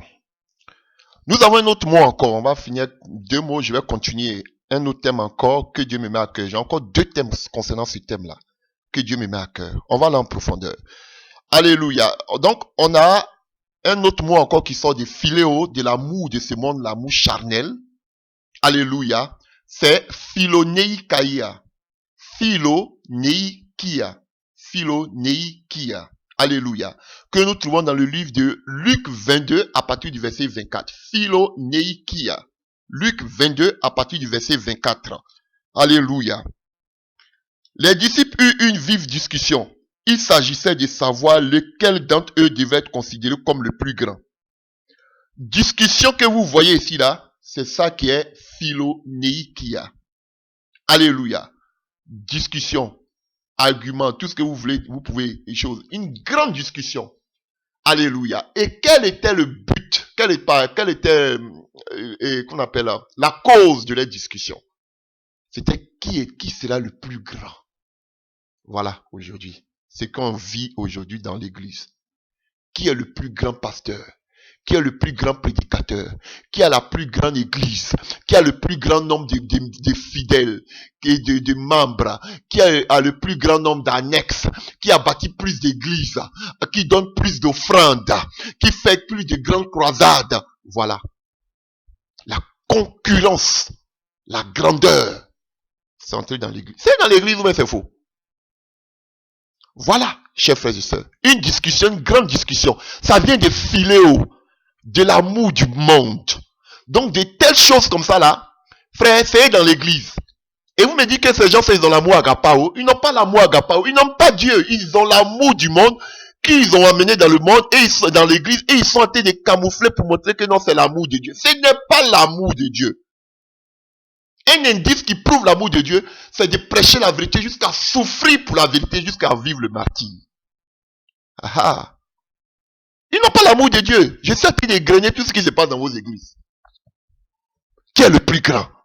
Le plus grand. Qui a la plus grande église? Qui a le plus grand nombre de ministères? Le plus grand année de ministères? Voilà. Le plus grand. Les disciples de Jésus étaient en train de discuter pour savoir eux là qui est le plus grand. Qui est le plus grand au milieu d'eux? Et Jésus l'a dit, celui qui va être le plus grand au milieu de vous, il doit être le serviteur de tous. Quand vous voyez ces pasteurs-là, ils sont des serviteurs. Ils sont des esclaves. Alléluia. Est-ce que ce sont des doulos? Non. Eux, ce sont des rois. On les sert. Jésus même, il a lavé le pied de ses disciples. Alléluia. Ceux-là, vous les voyez en train de laver vos pieds? C'est une image. Non, c'est vous plutôt qui les servez. Au lieu qu'ils vous servent. Il se dit serviteur de Dieu. Non, vous attendez servir dedans. Alléluia. Que vous appelez diaconat et autres. Ce sont eux qui doivent vous servir. Mais aujourd'hui, c'est vous qui les servez. Eux, ce sont des rois, des bishops. Réveillez-vous. Alléluia. Nous avons aussi un mot qui parle des querelles dans les églises. Les querelles. Et c'est le mot philonoikos. Tout à l'heure, c'était philoneikia. Maintenant, c'est philoneikos, qui vient de philéo aussi. Alléluia. Qui parle de querelles contestées. Alléluia. 1 Corinthiens 11, verset 16. Alléluia. Si quelqu'un s'abstient à contester, nous lui répondons que ce qu'il propose n'est ni notre pratique, ni celle des églises de Dieu. Contester ici, c'est ce mot-là. Alléluia. Philoneikos. C'est-à-dire des palabres, des querelles. C'est-à-dire disputer les décisions des pôles. Il y avait toujours des gens qui étaient prêts à semer la zizanie, à semer le désordre, voilà. Des gens qui sèment le désordre dans l'église. Des désordres. Alléluia. Voilà. Donc, ce sont des gens comme ça, là, chers frères et sœurs. Et on a plein de désordres comme ça dans l'église. Alléluia. Et aussi des scandales. Plein de scandales et de désordres dans l'église aujourd'hui. Voilà, chers frères et sœurs. Donc, je voudrais m'arrêter là. Parce qu'il y a un autre encore dont je voudrais en parler. Mais ça, je vais prendre le temps. Alléluia. Qui fait partie aussi de l'amour du monde. Que beaucoup ignorent. Mais je vais prendre un temps. Ça, je dois faire une prédication spéciale là-dessus. Pour cela. Et Dieu me donne une autre prédication encore. Alléluia. Nous allons prêcher, parler de cela. Vous allez voir que tout ce que j'ai dit là, c'est dans l'église. Hein. Ce n'est pas l'amour de Dieu qui est agapao. ce n'est pas aussi l'amour agapé qui existait au temps de l'église primitive. Je vous ai donné l'exemple des actes des apôtres. C'est qu'on voyait, alléluia, les caractéristiques de l'amour agapé. Alléluia, on a vu. Il y a plein d'exemples avec Paul aussi. Alléluia.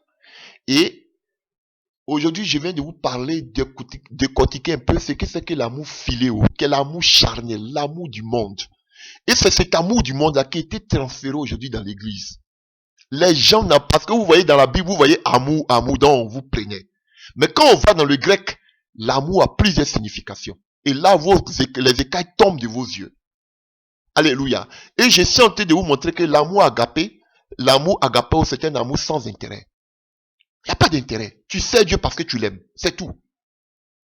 Alléluia. Et il est tourné vers le ciel. L'amour agapé, c'est l'amour profond entre les enfants de Dieu qui sont unis par le Saint-Esprit. Alléluia. Chers frères et sœurs. Et on voit aussi comment ces églises-là, de l'église primitive, ont été persécutées à cause de l'évangile. Parce qu'ils avaient l'amour agapé. Mais ils persévéraient. Alléluia. Dans la communion fraternelle, malgré qu'ils étaient persécutés à mort. On a vu la persécution qui est descendue dans l'église de Jérusalem. Mais ils étaient là. Et la puissance de Dieu. Non seulement il y a les fruits de l'esprit, mais la manifestation de la puissance de Dieu s'est manifestée. Alléluia. Et on y fait deux là. Il y a l'amour rose qu'on voit aussi dans l'église, l'amour sexuel. Et maintenant l'amour philéo. C'est cet amour-là qui existe dans l'église qui camoufle pas l'amour de Dieu. Ce n'est pas l'amour de Dieu. Ce qu'on voit plus dans l'église, c'est l'amour du monde. Et je vais vous donner, alléluia, un peu, alléluia, des ingrédients de ce que c'est que l'amour philéo. L'amour philéo, c'est l'amour que manifestent tous les humains. Non convertis comme convertis. Alléluia. L'amour général, l'amour que tout le monde a, l'amour charnel.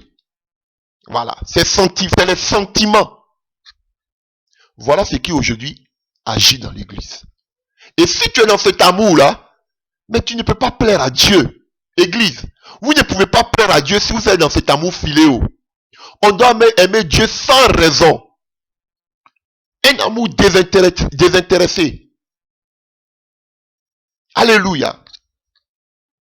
Un amour inconditionnel. Mais c'est pas ça aujourd'hui. Tout notre amour aujourd'hui est conditionné. Alors que c'est l'amour philéo qui est basé sur les intérêts, sur les conditions. Voilà. Et aujourd'hui, les gens veulent servir Dieu pour être bénis financièrement, pour avoir une grande église. Vous voyez, ce sont des intérêts. Pour réussir, ce sont des intérêts. Pour me marier, pour avoir du travail, tout ça, ce sont des intérêts. Rien à voir avec l'amour agapao. Vous comprenez, les écailles tombent de vos yeux. Dans quel genre d'amour es-tu? Es-tu dans l'amour agapao, dans l'amour agapé, ou bien dans l'amour eros, ou dans l'amour philéo? Réponds toi-même à la question. Donc, sur ce, que Dieu vous bénisse. Nous avons encore des prédications sur ce même thème-là. Alléluia. On va aller en profondeur. Que la grâce de Dieu soit sur vous. Et que vraiment Dieu vous aide. Si vous êtes dans l'amour philéo, demandez à Dieu que vous voulez sortir de cet amour philéo. Et vous attachez à lui de tout votre cœur, de toute votre âme et de toute votre force. Au nom puissant de Jésus. Amen.